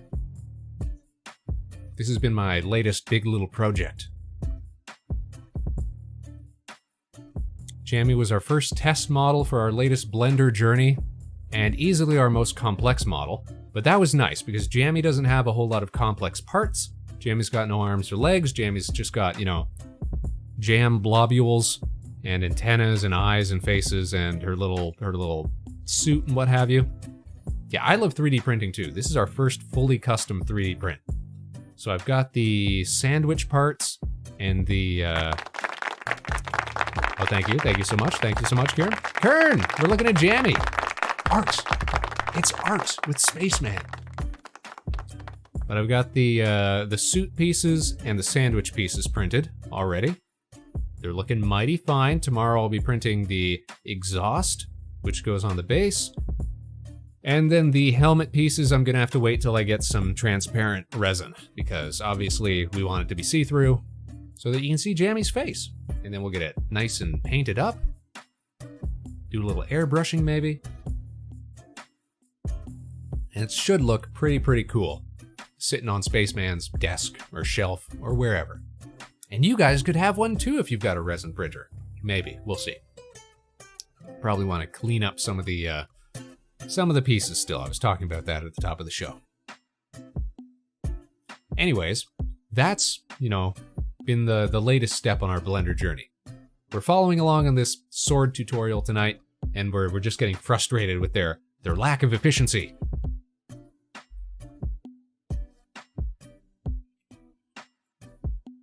Their lack of good art, good vertex preservation. I do have a resin 3D printer, just a resin 3D printer though. I don't have a filament 3D printer, though I would like to get one, because I would love to, once we do the Spaceman 3D model, we're gonna do a few friends of the show first before we get into the Spaceman 3D model. That's why we started with Jammy. Because I can excuse, a few artistic oversights when it's not Spaceman's model. We're too much of a perfectionist to start with Spaceman's model. But Jammy's model taught us a lot about using Blender. The next model that we do, we're gonna want to do somebody with arms and legs, so we can do more work with like posing and painting vertex weights and what have you. And then we'll get into the Spaceman. But once we do, we're gonna have a basis for how Spaceman's helmet is completely shaped, right? At which point I would love to have a filament printer so that we can make our own little helmet to wear around. I think that would be pretty cool. Anyways, that's ideas. That's part of the whole Blender journey. We're having fun with it. Now we're heading back to the station for a moment. You mainly use FDM printers. Well, for a model at this scale, like I said, a 60mm base, you really want those fine details. So that's why I like using the resin printer for that. I got my resin printer because I was like, I would love to print out stuff for like tabletop gaming, that sort of thing, which is what I've been using it for. And now my own custom models, and it's worked out great. They are very cool, they're just a lot of maintenance. A lot of maintenance. And the FDM printers, like you can get some pretty thin nozzles now, I've seen. So hey, they're getting there. They're getting there. But especially if you want to make like terrain or big pieces, like cosplay stuff, things like that. Also the way to, yeah, also very stinky. It's why we keep it down in the space basement. You know, keep it ventilated, wear a mask when we're in there. You know, best practices. All right, you guys, we got to let you go for a couple minutes because Jeff Bezos needs to get his money up. You know how it be.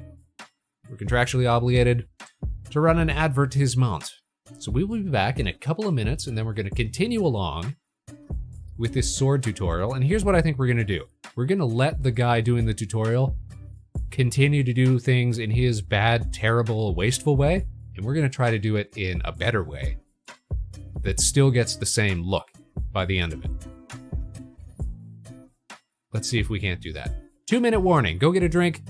Go take a dump, do whatever you gotta do. The Spaceman Show returns right after this.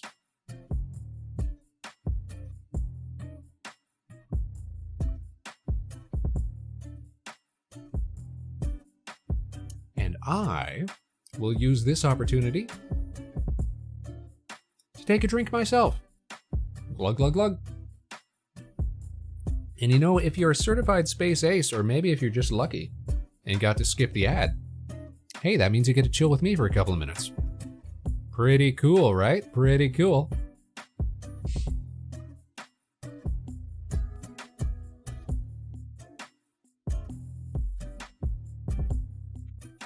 In the meantime, let's take a gander over at yonder social media. See what's the haps, and perhaps pre-plan where we want to raid into tonight.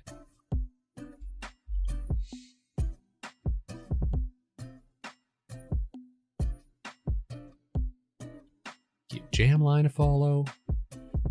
Yeah. Who's streaming tonight? Friends of the show.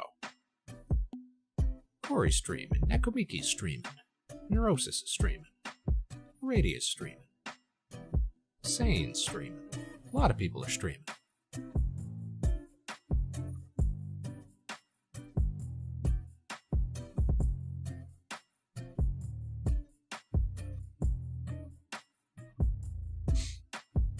So that should be our plan.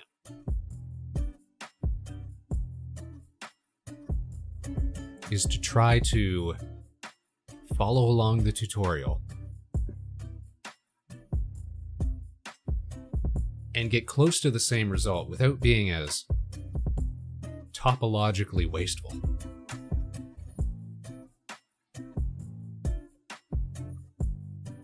You know, because unless we're doing like etched detail into it or something like that, there's really no need for us to have that much definition. And it looks like we're back. Super duper.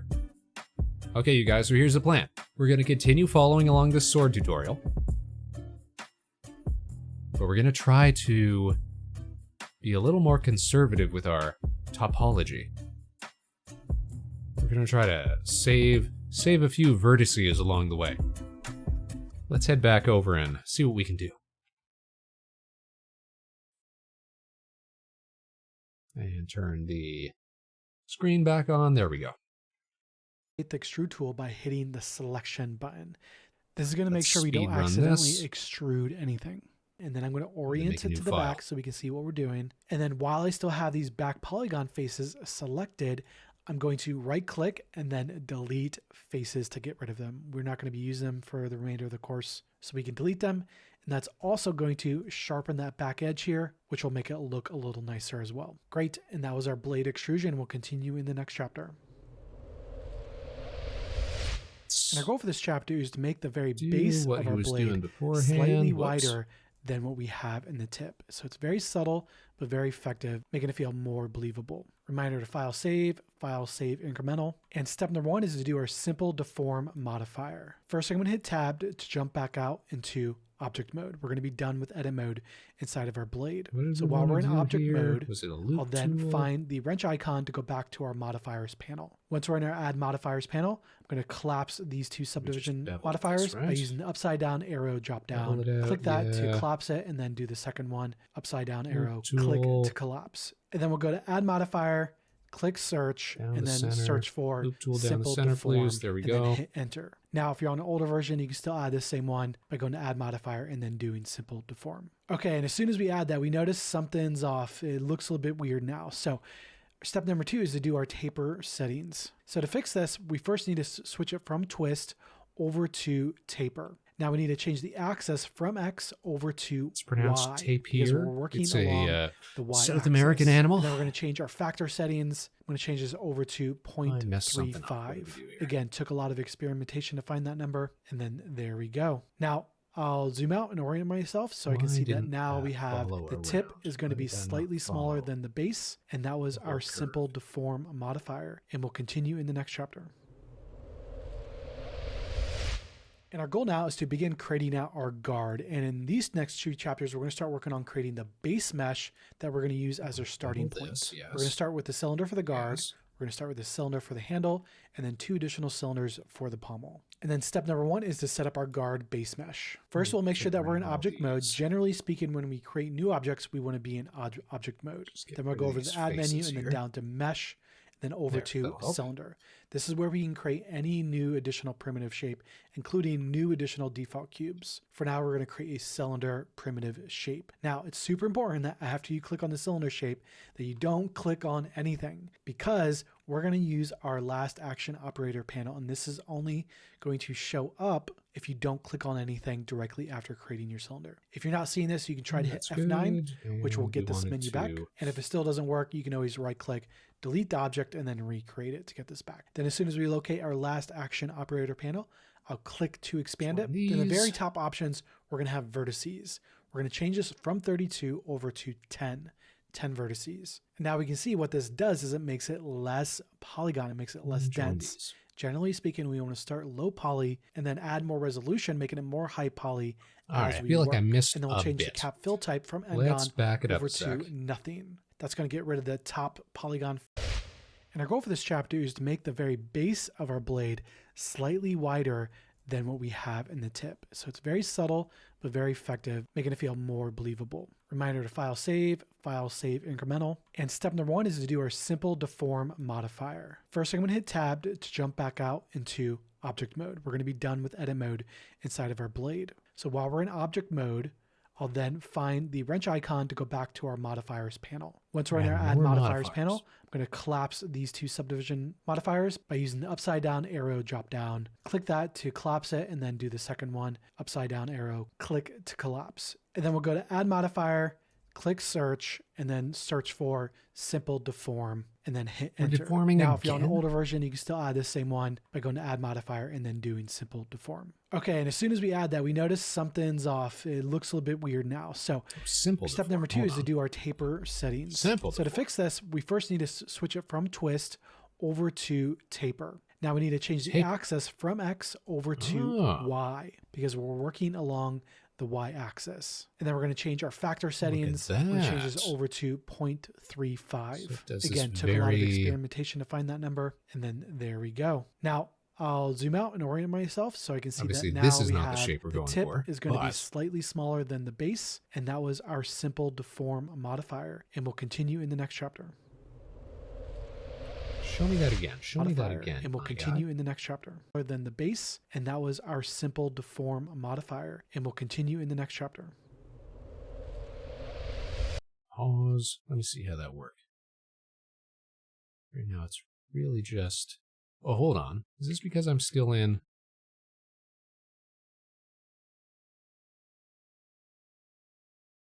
Why is it only tapering? If I move the whole thing along the y-axis here, let's see. This is my first time using the taper modifier, so this is actually interesting to me. All right, so show me this edge here. Seems pretty static. Let's try adding a few loops into this. We can set the origin. Can't set like central, but I can see it deforming at the tip a little bit. But let's turn this off. Let's go back into edit mode. Let's just try adding a few loops along the way. Just a few. We're not going crazy here, just a few.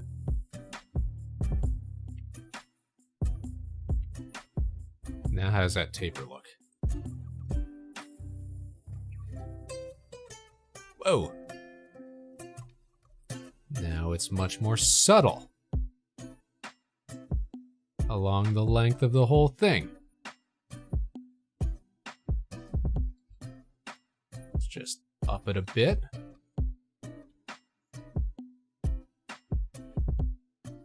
How about 0.69? There we go. Funny numbers. Actually seems a little too thick. A little too thick. How about a 0.4? 0.420. More funny internet numbers. There, that looks pretty good. That looks pretty good. I like that. And you'll note that we don't have a bajillion vertices going on here. Wild, I know. All right, I like the taper tool because if I was trying to do that, I didn't even know about the taper, the simple deform modifier. So if I was trying to do that on my own, just with the vertices, here's what I would probably have done. I would have grabbed all of these vertices. I would have activated the proportional editing mode, and I would have scaled while including all this other stuff in the selection and just scaled it up gradually. And you can see it kind of affects everything. So if I wanted to include everything there, I would scale it up a little bit, probably like there, something like that, which would get about the same effect, but I like having the deform modifier because we get a little extra control over it without it being permanent. Because again, modifiers we can add or remove. We don't have to stay committed to them until we actually apply it to the model. All right, so we'll reset that. Turn the taper back on. I like that. I like that a lot. See, it might seem like a pretty rudimentary tutorial, but we are still learning things. That's great. That is great.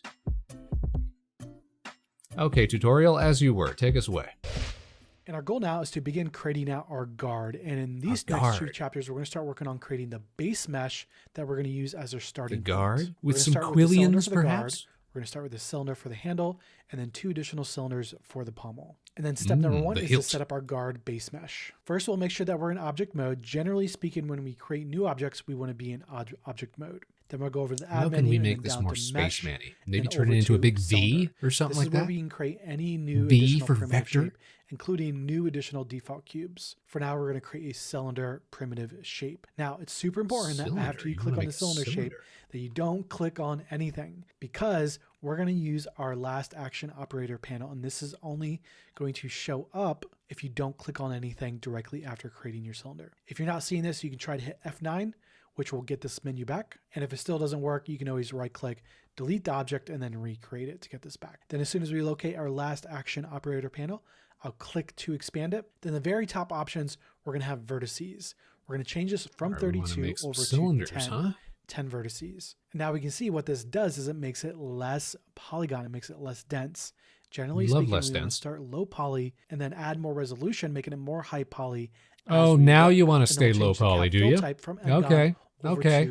I see you, guy. That's going to get rid of the top polygon face. we're not going to be needing that throughout this course. Great, and then we can click on the top bar here to drop that panel, and then we'll go to Object Properties to begin setting our location, rotation, and our scale values. In the Y, I'm going to set this from 0 over to a value of 5.82. And what we should see is that now the guard base mesh is sitting at the very base of the blade. Great.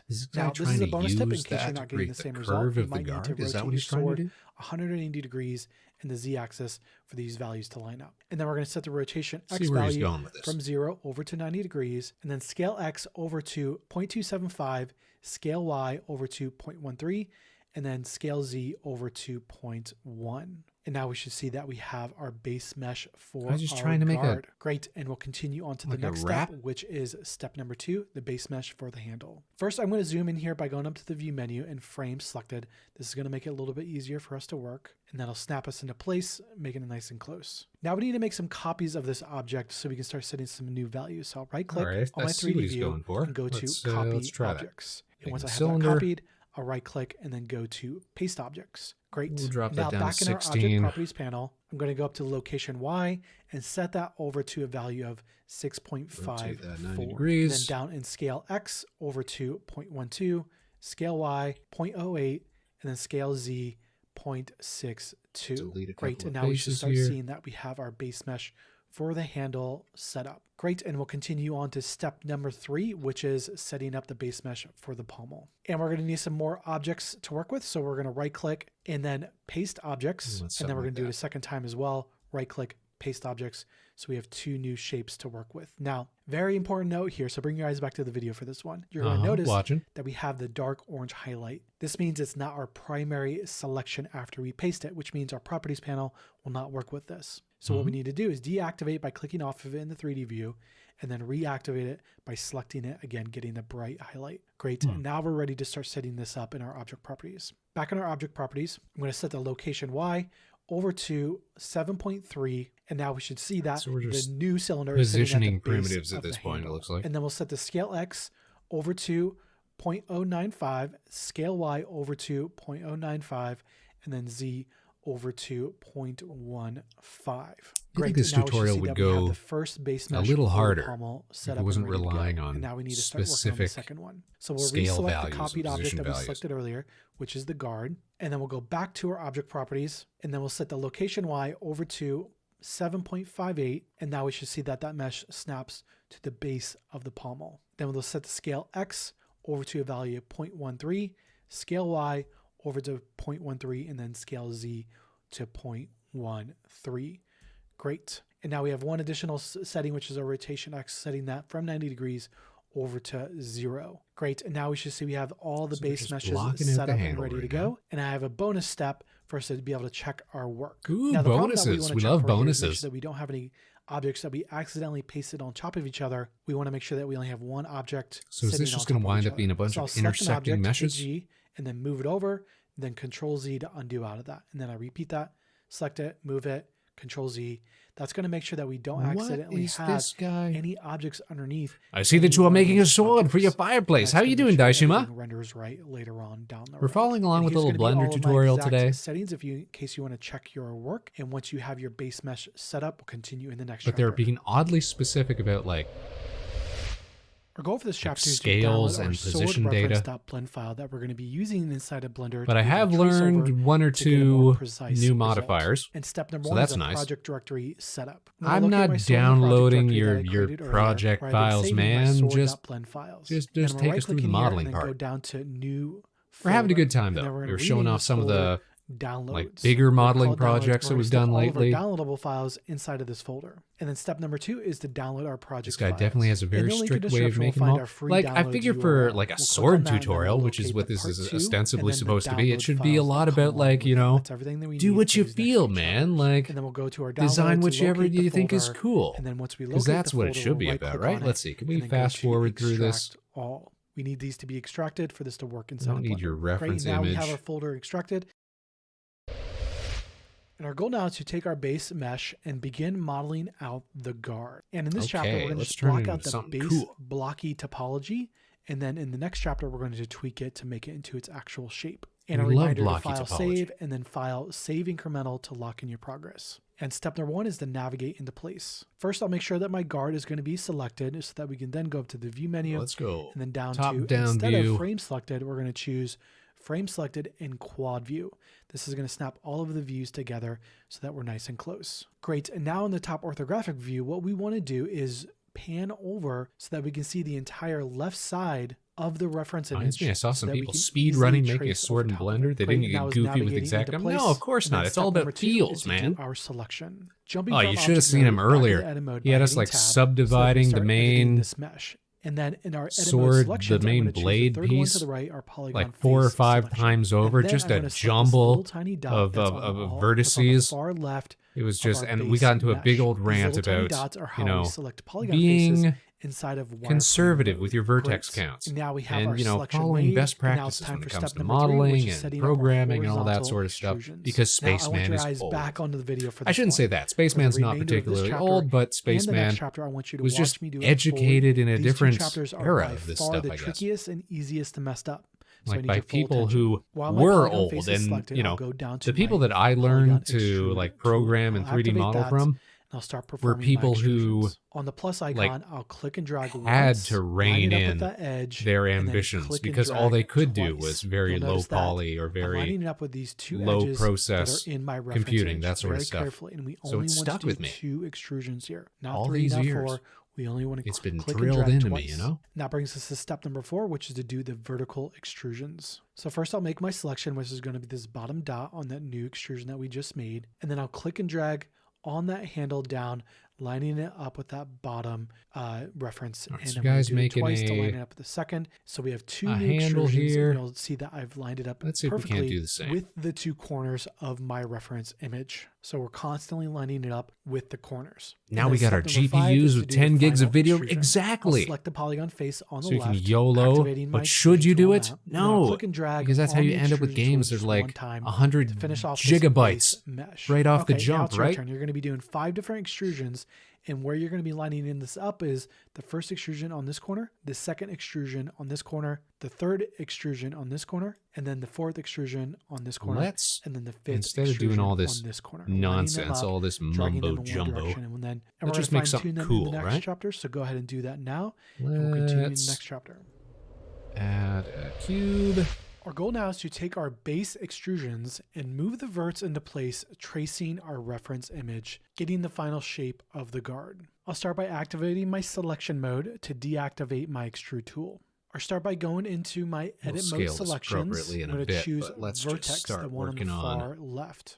And as a reminder, I want your eyes on the video for this entire chapter.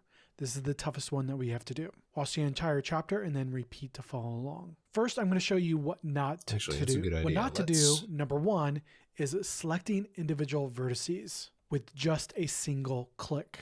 If you single click only, you'll immediately start to notice that as you move, you start to get these triangle shapes in your wireframe mode. This means that we did not properly select the back side with the front side. This is not good.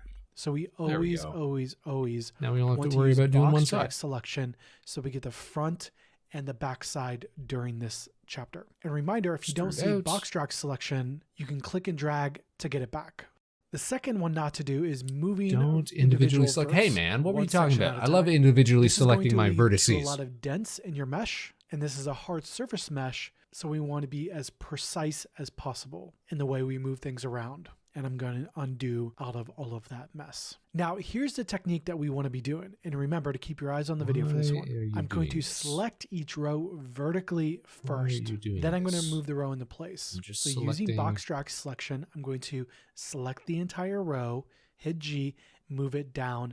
And then I'm going to focus on lining up the top vertice first. After I get the top vert into place, I'm going to select the bottom 3 and then move that down to get the top one lined up into place. And then I'll select the bottom 2, moving that into place, and then select the bottom 1, moving that into place. And you'll notice that I'm focusing on just moving these with the blue handle vertically. Man. This is how we keep the hard surface mesh not precise. mirror editing, not then proportional editing. There we go. Row. Now we can select. Why are you doing this? With box drag selection, move it into place, lining up the top one. Then select the bottom 3, and then move it into place, and then repeat. Select the bottom 2, move it into place, and then select the bottom 1, moving that into place. focusing on only all right, moving it finally. vertically as much as possible. And then I'll do my final row. Why Box drop select, why are move you vertically into place. scaling the And whole okay, thing? now we have the base lined up. And now, after we it's have the the only vertical movements face? done, Is now that if we why? need to do any If I select horizontal by movements, vertice, now is the time. you scale The properly, toughest then why won't you areas scale are going to properly? be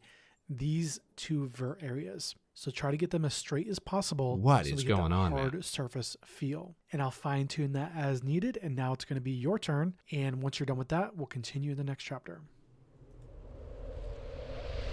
That's what I want Our goal to for do, this man. chapter is you take I our just wanna blocked out grab guard mesh and scale down the tip. scale Right now the guard is very flat. one from part of root it. to tip.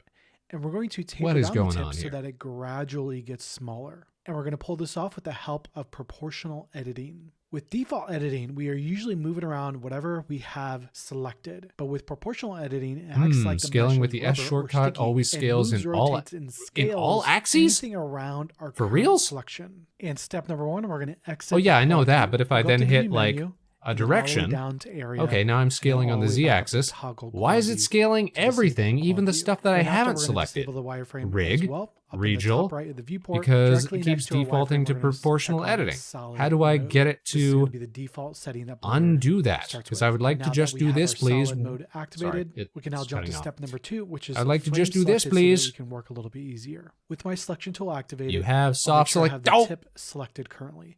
For me, it's still selected for my last job. oh. And then I'll go up to the view menu. And then My down to bad. frame Rig's selected, absolutely right, and then because after our frame we were selected, goofing it'll with snap into place, and I can with orbit around to see the this a proportional little bit editing clearer so earlier, that we can scale and it a that's little why. bit Let me easier. guess. We'll Right, and then click step that back number 3 is on. to enable How big proportional editing. was the At the top of actual? our 3D view, we're going to find Yeah, it was like proportional editing outside the directly next to viewport. our That's how snapping big tool that we use in it was. Minecraft. So Looks of like a course dot with that's a why it circle was around. happening. We'll enable that to enable proportional editing. Thanks, Turn Rig. Great, and that was enabling our proportional editing. And step number 4, we'll Let's scale pause. it down. First, I'll make Let's sure I have all pause these verts. tutorial for a second.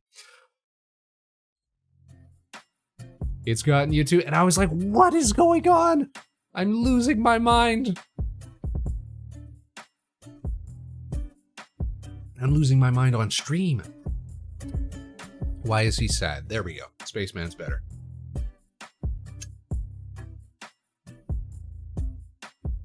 We're not going to let Blender get the best of us.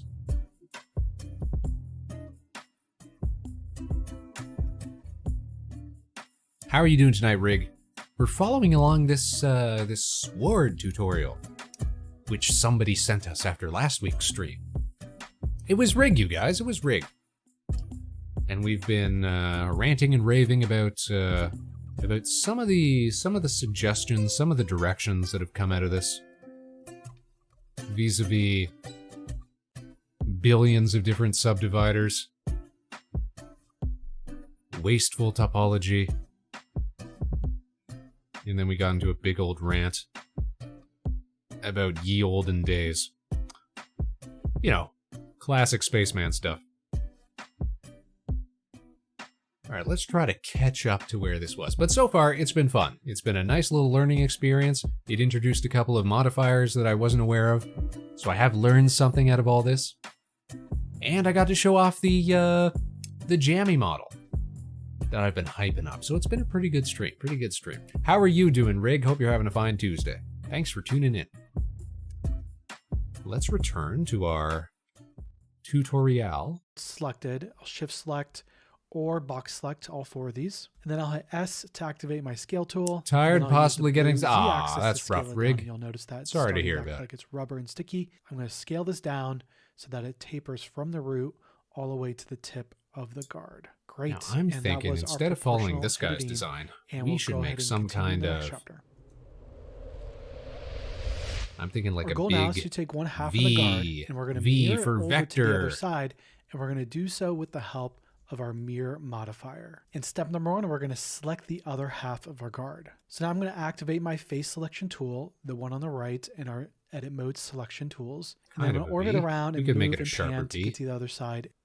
And then we'll select one polygon face and then shift select the second, third, the fourth, and the fifth. So now we have 5 polygon faces selected on the other side of the guard. Great, and that was our selection. And step number 2, we're going to delete. There we go. With my mouse over the 3D viewport, I'm going to right click and then go all the way down to delete to be able to delete these faces. Great, and that was deleting the other half. And then step number 3, we're going to set up our mirror modifier. We'll find our wrench icon, our modifier's properties, and then we'll go up to add modifier, and then inside of add modifier, we'll click search, and then search for mirror. So and once I have mirror, I can hit mirror enter. modifiers. And a bonus tip, if you're on an older version of Blender, it's in the second column. Great, and that was our mirror modifier, and all of the default settings should work for us, and we'll continue in the next chapter.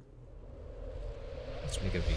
A big Our goal now is to flying take V. the top of the guard, which is currently empty, and we're going to fill it in with some new polygon faces. And we're going to do so with the help of our fill tool. And step number 1 is to toggle on X-ray view to be able to select a little bit easier. Up in the top right of our 3D view, we'll find our X-ray tool. It's going to be directly left to our viewport shading menu that has our wireframe in solid mode. Looks like 2 squares stacked on top of each other. And now we're going to notice that we can see through the object, which is going to allow us to select a little bit easier. And step number 2 is to make our selection. First, I'll grab edge selection mode, the middle option in our edit mode selections, and then I'll select the top edge and then shift select the bottom edge, the edges that are across from each other. And now we have our selection, and that brings us to step number 3, which is our fill tool. To run our fill tool, all we have to do is hit F on the keyboard. F to fill. And now we have a new polygon face created in between those 2 edges. Great, and now we'll do another one. We'll select the top edge, shift select the bottom edge, F to fill, and now we have 2 brand new polygon faces. And now I'll orbit around to the other side, select the top edge, shift select the bottom, F to fill, select, shift select, F to fill, and there we go. Now we have 4 brand new polygon faces. Our top and bottom are filled in, and we're ready to go in the next chapter. And our goal for this chapter is to take our low polygon guard and turn it into a high resolution hard surface mesh with the help of our subdivision surface modifiers, the same way that we did on the blade. And step number 1, we're going to add in a subdivision modifier. First, I'm going to disable my X-ray view in the top right of my 3D view. We're not going to be using that in this chapter. And then I'm going to collapse my mirror modifier to give us some more space to work in the modifier panel. And then add modifier, and then search for subdivision surface modifier. Once we find that, we can hit enter. Great, and now that we can see the subdivision surface modifier is both adding more polygons and smoothing it at the same time. But currently it's looking a little weird, right? It's too round. That's because the original mesh doesn't have enough resolution to hold its shape. So we'll switch it from Cal Mode Clark over to simple, and then the levels in the viewport, how many subdivisions it's doing in the viewport, we'll switch to 3, and then in the render we'll do the same. We'll do 3. And now what that's going to do is force it to add more resolution so that it can hold its shape, but not smooth it at the same time. And then step number 2, we'll add a second subdivision surface modifier. Going back up to add modifier, and then search, and then searching for subdivision surface again, and then hitting enter. Cool. Great, and now we officially have it smooth. And now we're going to notice something's weird is happening here. And what's going on here, I'm going to scroll back over to He's still subdividing. Drop down, this switch guy over loves to subdividing by hitting tab, and then we're going to see that we have something very weird here. The guard, although it starts to feel like hard surface, it still feels low polygon for some reason. Specifically around the center of the guard, where it should be round, it still looks low polygon. So we're going to start fixing that in the next chapter.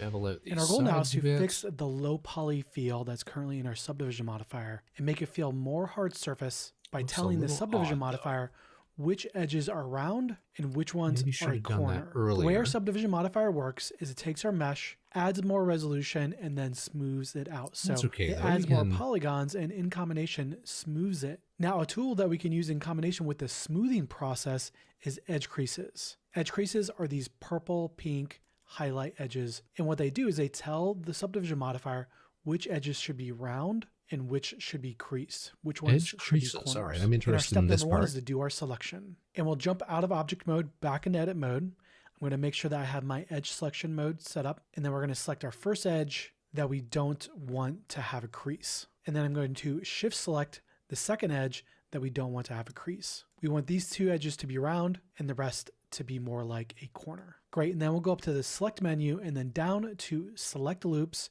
and then over to edge loops, the very top option. And what select edge loops is going to do is it's going to take those edges that we currently have selected and it's going to select everything that's around them. So it's going to loop around and add those edges to the selection. Great, and then we'll go up to the select menu and then down to invert.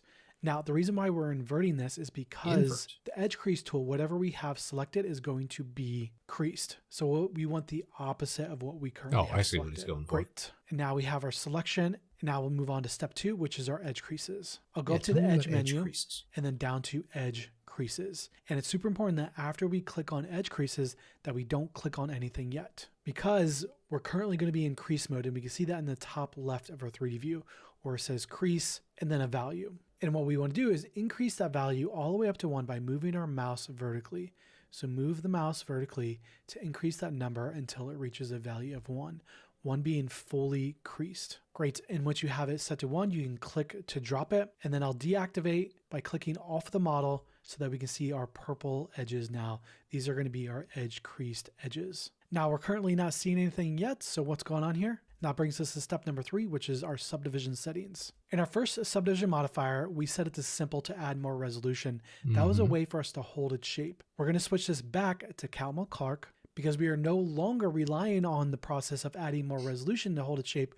We're just simply going to have this communicate with our edge creases. That's actually rad, because that would save... And Calma Clark smooths the mesh as well as adds more resolution, whereas simple just adds resolution, more subdivisions, and doesn't It's not just one or the other now. We can see this a little better if we switch out from edit mode over to object mode by hitting tab. And now we'll see that this edge is now round, whereas these edges are still staying sharp. The guard is now holding its shape better, but we have a problem here, and that these edges currently feel too sharp. So how do we fix that? We'll go back into our modifiers panel. I'll collapse the top modifier, the top subdivision modifier. And then in the second subdivision modifier, we're going to go down to advanced, and then we're going to find use creases all the way at the bottom. We're going to disable that. So we're disabling use creases, meaning do not use the edge creases on the second modifier. So the first modifier is communicating with those edge creases, but the second modifier isn't. So the first subdiv is holding its shape. The second one is smoothing it to create these rounded corners, which is giving us that hard surface feel. Using Great. two of them. And that was our edge creases tool, and we'll continue in the next chapter. I'm definitely going to be using that at some point. And our goal now is a nifty little trick.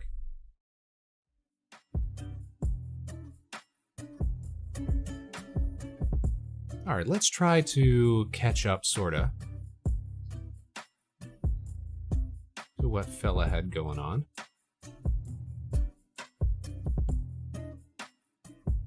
Getting a call, gotta lurk. Lurk away, Rig.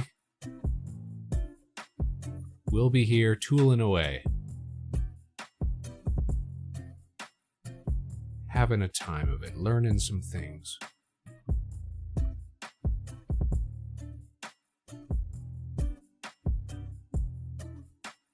Yeah, I'm thinking if we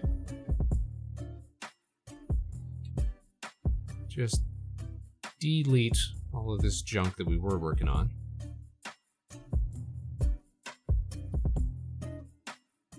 And we will recreate it here. We're gonna create a face out of this. Then we'll inset, that's easier. Extrude. Extrude. What's the easiest way? Yeah, 0. Scale. Scale again. Show me specifics. There's about right. Extrude again. And then let's bevel that top out. Almost like a little gem or something sitting on the tops. Neato. Okay. Let's try doing that subdivision trick that fella was talking about.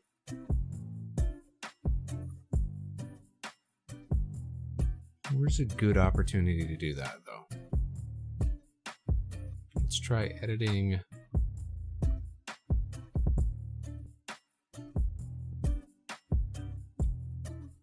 this portion here to be a little more rounded. Can't add a good loop here. 1, 2, 3, 4, 5. Ugh, that is a gross setup that we got. Let's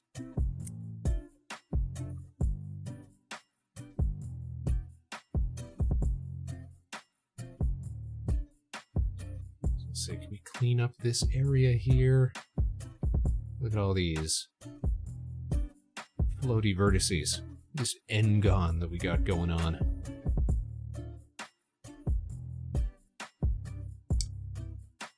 Yeah, we can fix that. Just do this.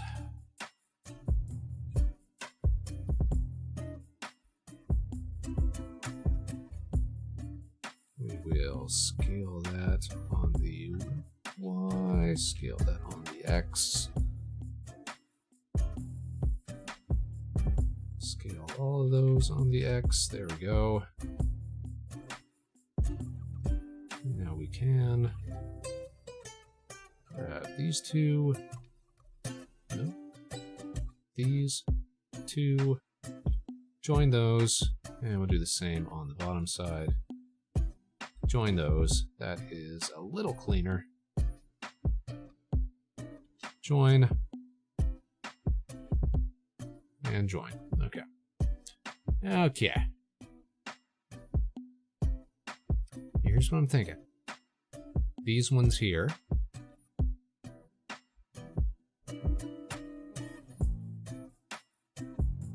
These vertices here. I'm trying to keep everything in frame for everybody here.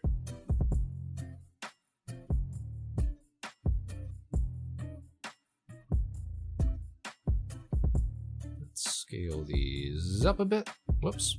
Got to include these base ones. Scale these up a bit. And start working our way back down, yeah? To make a nice curve. Kind of like they had in the tutorial. A nice little arc, if you will.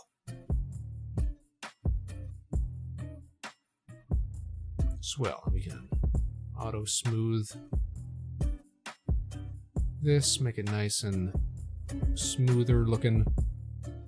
Alright, we're gonna have to run an ad here. Mr. Spaceman, if I may ask, are you the captain, director, boss man of the harbor station, or just part of the crew? I am what's considered, and we'll head back here since an ad's about to start, the custodian of harbor station. And some people are like, "Oh, Spaceman, isn't that just a fancy way of saying janitor?" No, we do multi, you know, our role is multifaceted here at the station. You know, do we, you know, occasionally have to go behind the desk and make sales and what have you? Absolutely. Do we serve space drinks to our customers and friends? Yes, this is true. Do we ring things up on the cash register? True. Do we clean the bathrooms and take out the trash and restock the space ice and pump gas at the pumps outside? Yes. True. But that shouldn't, you know, that shouldn't mean any less of Spaceman, you know? We got a lot going on here. But no, we're certainly not the owner or the proprietor, if that's what you mean. No, we're part of a larger space servicing organization. Sure hope they're paying you well. Me too. Me too. Here, let's hop on out of here. Here we are. A lot of hats for one spaceman. Well, we've got a helmet, and a helmet is the only hat that you'll ever need. Keeps my gigantic brain safe.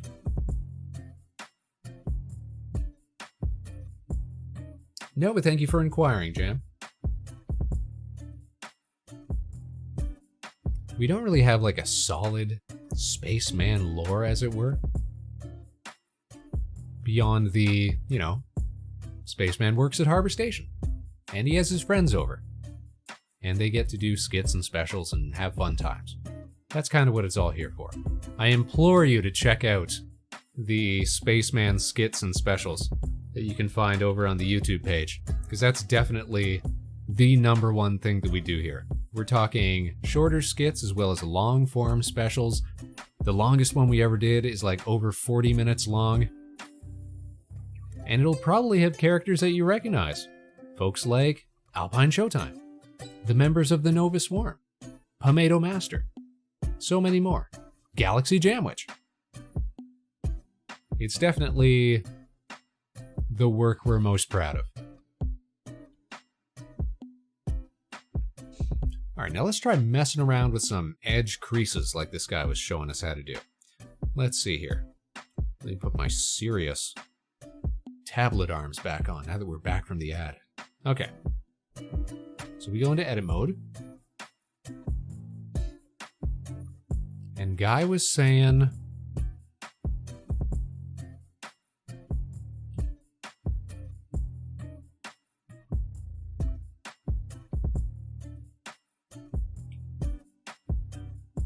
if we just add a subdivider, bam, it looks gross because everything gets subdivided out, right? But we want to have two of them. We want to have two subdividers. One simple, and we want to add a second. A second one that's going to be on this Catmull Clark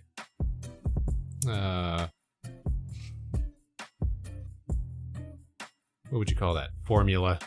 Talking about whatevs. All right.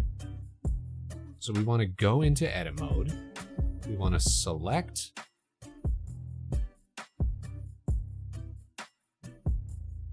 the edges that we want to stay pretty solid.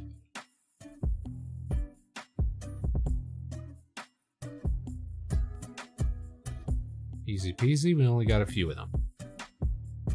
We want to mark these, or sorry, we want to select the inverse of these. We want to mark these ones as being edge creased. So we go to edge, edge crease. And we drag. Dragging creates a stronger... We want it to be red? Factor, okay. Factor of -1 to 1. Let's go for like 0.8 something. That seems fine. Let's see how this looks. All right, we go back into object mode.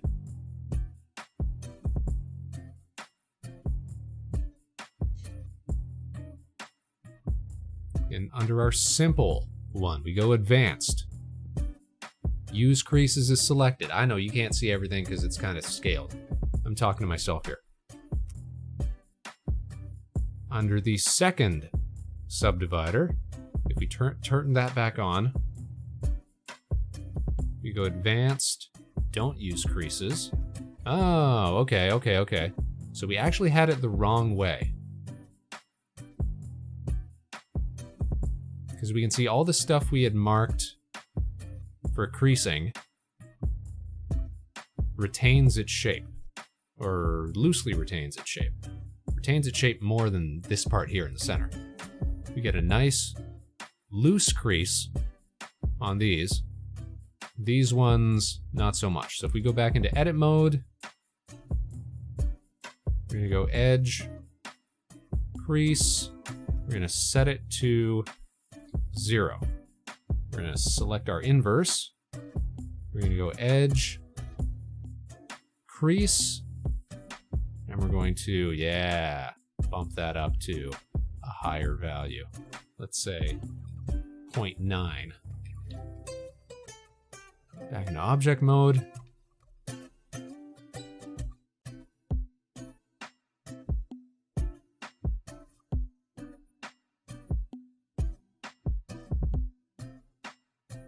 You know what? Now I think we might have to find a way to overwrite all of these. So let's go edge, edge crease. Set it all to 0. Or -1? -1. There we go. Now everything's creasing. Everything's getting creasy. We'll select the ones we want to stay more or less firm. Bump those zones up to like 0.9. Bam. Object mode. Now the stuff we want to stay firm stays firm, and the stuff that we want to just get smoothed out gets smoothed out. That creates some interesting shapeage. I don't love the look of that, but we learned. By golly, we learned.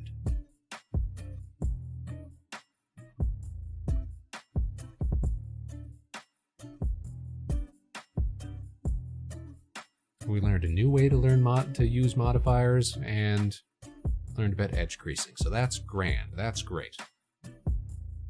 All right, as we were.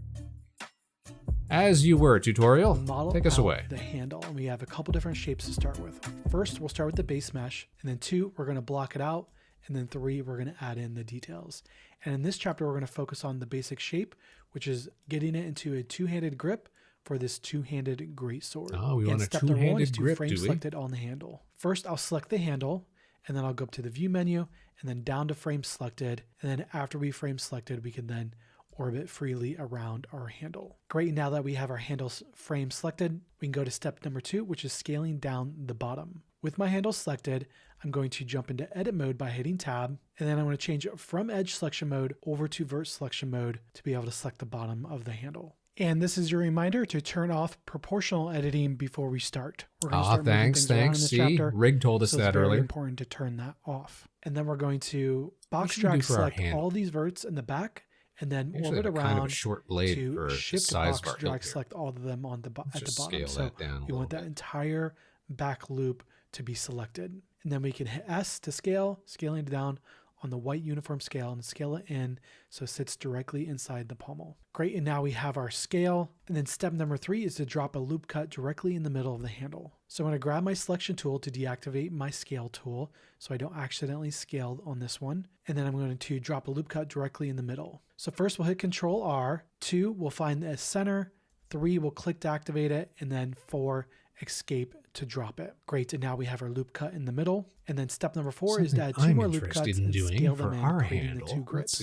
First, I'll hit Control R, 2 we'll find the center of the edge, 3 we'll click to activate it, and then 4 we'll hit escape. Just add more loops. Now we have our loop cut, and then I'll immediately hit S to scale while I still have the loop selected. Let's see what he's doing. White uniform scale, making it fancy, to scale that in. Let's try doing something else. Great, and that was our scale, and now we'll do another loop cut. Control R, find the edge center, click to activate, and escape to drop it. And then immediately after hitting S to scale it in, using the white uniform scale to scale it down, creating our second grip. Great, and now we have our basic shape done and our 2 grips in place, and we'll continue in the next chapter. And our goal now is to take our blocked in handle and add a subdivision surface modifier to smoothen it out. And our very first step is to add in an edge crease directly in the center so that it holds its shape a little bit better. And our step number 1 is to do our selection. First, I'll start by box drag selecting those top vertices. And then I'm going to orbit around and then use Shift box drag selection to select the bottom. I'll orbit around and check my work and make sure I have my selection. And once I do, step number 2 is to convert that to an edge selection. Up in our edit mode selections, I'm going to hit the edge selection mode. And that's going to automatically convert the vertices selection over to an edge selection so that we can perform our edge crease. And that brings us to step number 2, which is to perform our edge crease. Going up to the edge menu and then all the way down to edge crease. Then as soon as I hit edge crease, I'm going to move my mouse up until the crease value reaches a value 1, making it the maximum amount of crease that we can do. And then I'll click to drop that edge crease, and now we have our edge crease. And that brings us to step number 4, which is our subdivision surface. Going back down to the wrench icon, the modifiers panel, I'll go to add modifier, and then we'll do search, and then I'll search for subdivision surface. And once I find that, I'll hit enter, and then there we go. And we'll notice that the subdivision surface is smoothing it out a little too much, so we'll add a little bit more resolution so it holds its shape. Under levels and viewport, we'll change that over to figure out how to make like a spiral. And now we can see it's holding its shape a little bit better. Great, we can see this a little bit better if we jump into object mode by hitting tab. And now we can see our final result, and that's looking great, and we'll continue in the next chapter.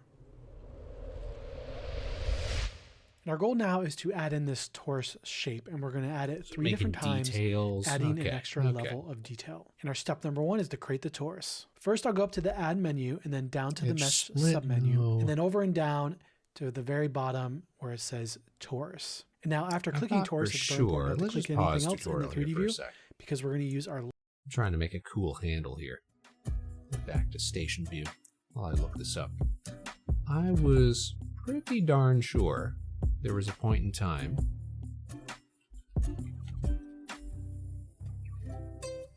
that I had done some kind of spiral in Blender.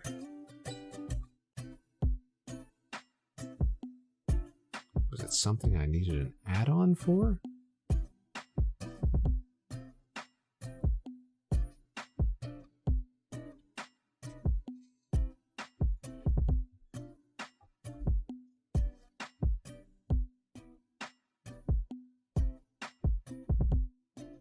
Something that we can just add as a primitive?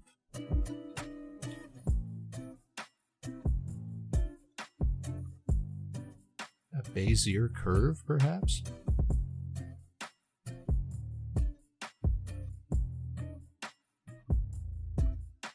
No, I don't think that's what it was. Maybe it was an add-on. I just haven't added on yet. Alright, well in that case, I'll try looking that up again later. Last action operator panel. If you click on anything, this will disappear. Here. I'll expand that and then immediately set the rotation in the X value over to 90 degrees so that we can rotate it, so now we can see it a little bit better. And then from here, we'll set the major segments from 48 over to 20, and then the minor segments over to 10, and then we'll set the location Y to 5.921. And then we'll do the major radius, a value of 0.11, and then the minor radius, a value of 0.018. Great, so what is all this doing? The major and minor segments are controlling how much resolution we're adding to the mesh. So we lowered it so we can start low poly and then work our way up to high poly. The major radius is controlling how wide the torus is, and the minor radius is controlling how thick the radius is. And the location Y, that is the exact value I have from my notes to get us right directly at the tip of the handle. Great, and then I'll collapse the add torus last action operator panel. And now it's time for our step number 2, which is our scale. First, I'll go up to the view menu and then down to frame is selected once more to snap us into place so we can get in here very close. Great. And then we're going to jump into scale with S. I'm going to scale down on the blue axis, the Z axis with the blue handle, and then I'm going to use the white handle, the uniform scale, to scale it up into place. And we want this to be partially in the guard and then partially in the handle as well. Great, and that was our scale. And our step number 3 is going to be copy and paste 2 more into the scene. With my torus still selected, I'm going to right click and then go to copy objects. And then once I have that copied, I'll right click and go to paste objects. So now we have 2 different toruses in our scene, and then we'll do a third one with right click paste objects once more. Great, so now we have a total of 3 different toruses. And then step number 4 is to move and scale these. Great, so I'll grab my move tool and I'll move this down to the middle. And then I'm going to constantly use what I'm about, because look, now it creates this view menu frame selected to diamond pattern. Nice and tight. And then S, and then we only need to do the uniform scale, the white handle. I'll grab the third one, move it down all the way. We found a way around our problem, you guys. Okay, selected, so then I can scale this down. Orbit around, S, and then the white handle to uniform scale and get that in there nice and snug. Now this last area, we're going to do a bit more work in the next chapter for this. So go ahead and move and scale these into place. And once you're ready, continue in the next chapter. A substantial amount more. And our goal now is to begin shaping out the base of the pommel. And we're going to start with the very base where the handle connects to the pommel. And our step number 1 is to add a subdivision on the pommel. So first I'll select the pommel base shape, and then I'll go to my wrench icon, and then I'll go to add modifier, and then search, and then type in subdivision surface, and then once I find that, I'll hit apply enter. This. And then the levels in the viewport, I'm going to set this to 2 to add more resolution, matching the render, and that's what's going to give us that almost nearly perfect circular shape giving us a better idea where we need to scale the handle. And then step number 2, we're going to scale the torus. We can select. First, I'll select my torus shape. I'll hit S to jump into my scale tool. And then with the blue handle, the Z axis, I'll go ahead and scale that out, shape it into place, trying to get that uniform scale back. I'll move it into place. And we'll just toggle between move and rotate, getting this in there. Just want to make sure we're selecting getting this area one, perfect so might be a little bit tedious, but it'll be definitely worth it. And then step number 3 is going to be to scale the handle. First, I'll select my handle, and then I'm going to hit Tab to jump back into edit mode. And then we're going to change the edit mode selection from edges over to vertices, the option on the left. Great, and now we're ready to select. So I'll go all the way over to my X-ray mode. I'm going to toggle that on temporarily so we can do our selection. And then I'm going to box drag select to get all those vertices. And then I'm going to use my move and scale tool to be able to scale this into place. If we scale from here, it's not going to work. I'm thinking inset first. So I can see this a little bit better. And again, this area is going to be a little bit tedious, but a little bit of extra effort here and the results will be well worth it. Great, and now we have our handle matching our base of the pommel. And then step number 4 is to copy and paste the torus to the bottom. So I'll jump out of edit mode by hitting Tab to jump back out into object mode. I'll select my torus, right click, go to copy objects. And then once I have that copied, I'll right click and go down to paste objects, making a duplicate of that torus. And then I'll move it back all the way to the bottom and then rotating between my move and scale tool to be able to get this into place. And again, it's going to be a little bit tedious lining all of this up, but the results will be well worth it. And once you have all that lined up, we'll go ahead and continue in the next chapter.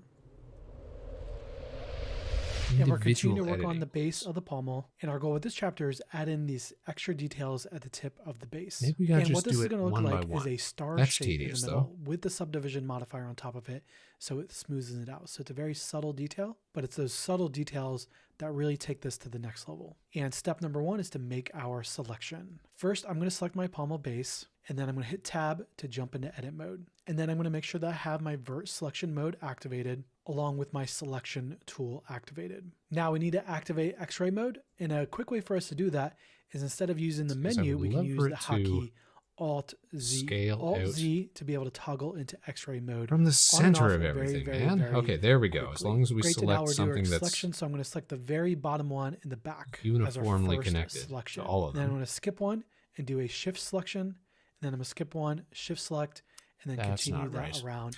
Good night, Mr. Spaceman. Can't wait to see how the sword turns out. Well, the sword's kind of disposable. It's just kind of a learning experience. But thanks for being here with us, Jamline. Creating the star shape. Thanks for tuning in. We're probably not going to go much longer. I'm going to try to figure out I'm going to scale this how to do this handle piece. That star shape. Great. And then we're going to call it quits for the night, I think. Dialed in, but thanks for being here. You know, we appreciate it, and we hope to see you again soon.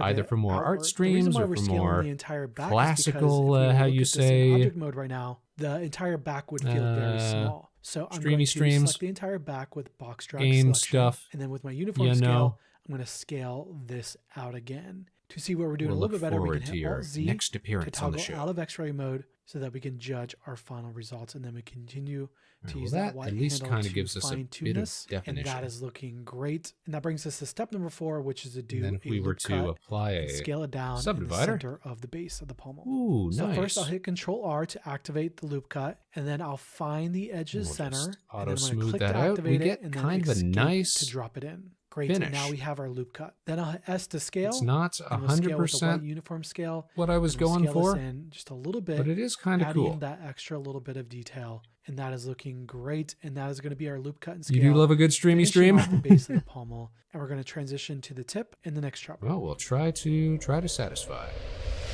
And our goal now is to take all of our objects that we've created so far and get them out of this low resolution world. We can see we have all these little tiny details that make it feel low resolution. And we're going to apply a smoothing operation to make everything feel much more high resolution. And we can also see this on the guard curvy and the blade, nature and we'll need this for all of our objects. And we're going to do this with the help of our shade smooth operation. Artifacts. And step number 1 is to do our selection. Ideally, we would First, still I'm going want to jump out of object mode be a little by hitting bulbous. Tab on my keyboard, So let's see if and we then can't I'm going do to that zoom as well. out and orbit around And then I'm going to box drag select all of our objects. That would be more selecting difficult. Everything together.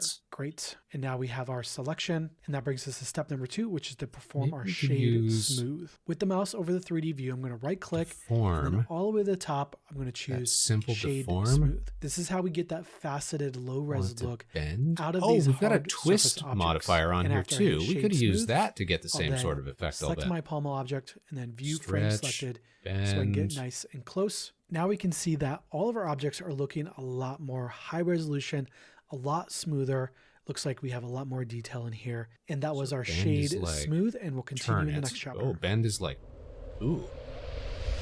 And our goal now is to take the final base mesh and model out the tip of the pommel. Yeah, we can untwist our hilt. Look at that. We've ruined all of our hard work. Now this is the final push for the modeling section. So hyper-focus with me. Yeah, we can get even twistier. Yeah, and then it looks, this is kind of what I was going for. Much twistier. And our step number 1 is the frame selected on the tip. First, I'll select the tip, and then I'll go up to the view menu, and then down to frame selected so that we can snap into place. Let's try adding another deform modifier. Freely. And then step number 2, we're going to add 2 loop cuts on the tip. First, I'll hit tab to go into edit mode, and then I'll make sure I have my selection tool activated here so I don't accidentally scale. And now I'll rotate around to get to the side so we have a very clear angle to put this loop cut. And to insert the loop cut, step number 1, Control R. Step 2, find the center of that edge to lock it in, click to activate it, and then escape to drop it directly in the center. Great, and we have another one to do. So Control R, lock it in by finding the center, click to activate it, and then escape to drop it. I kind of want and that was adding our 2 loop cuts. Like bend along the curve. I wonder if there's any way to do that. I'm going to grab my selection tool, and then I'm going to box drag select the entire top row of those vertices. The only other way to do it would be like make sure I didn't accidentally select anything else. And now I'm going to use the hotkey F to fill in this to create that face at the top. And now we got that polygon fill. And that brings us to step number 4, which is to scale it down. I'll hit S to jump into scale mode. I'll grab my uniform scale. Now it's super important here. We only want to scale this down about 5%. 5 to 10% of the width. It's very, very subtle. We don't want to do that much. And now we also want to move this down so that we get this sweeping motion that's going from the base of the pommel to the tip. It's one motion all the way through. It's a very subtle detail, but it's very, very important for them to feel connected together. Great. And that was our block in shape for our tip, and we'll continue in the next chapter. And our goal for this chapter is to take the block in shape and do an inset and extrude inward to create this lattices are great for deforming. Our very first step is our inset tool. Mesh. First, I'm going to grab my selection tool to make sure I don't accidentally move or scale this. And then I'm going to find my inset tool directly underneath our extrusion tool.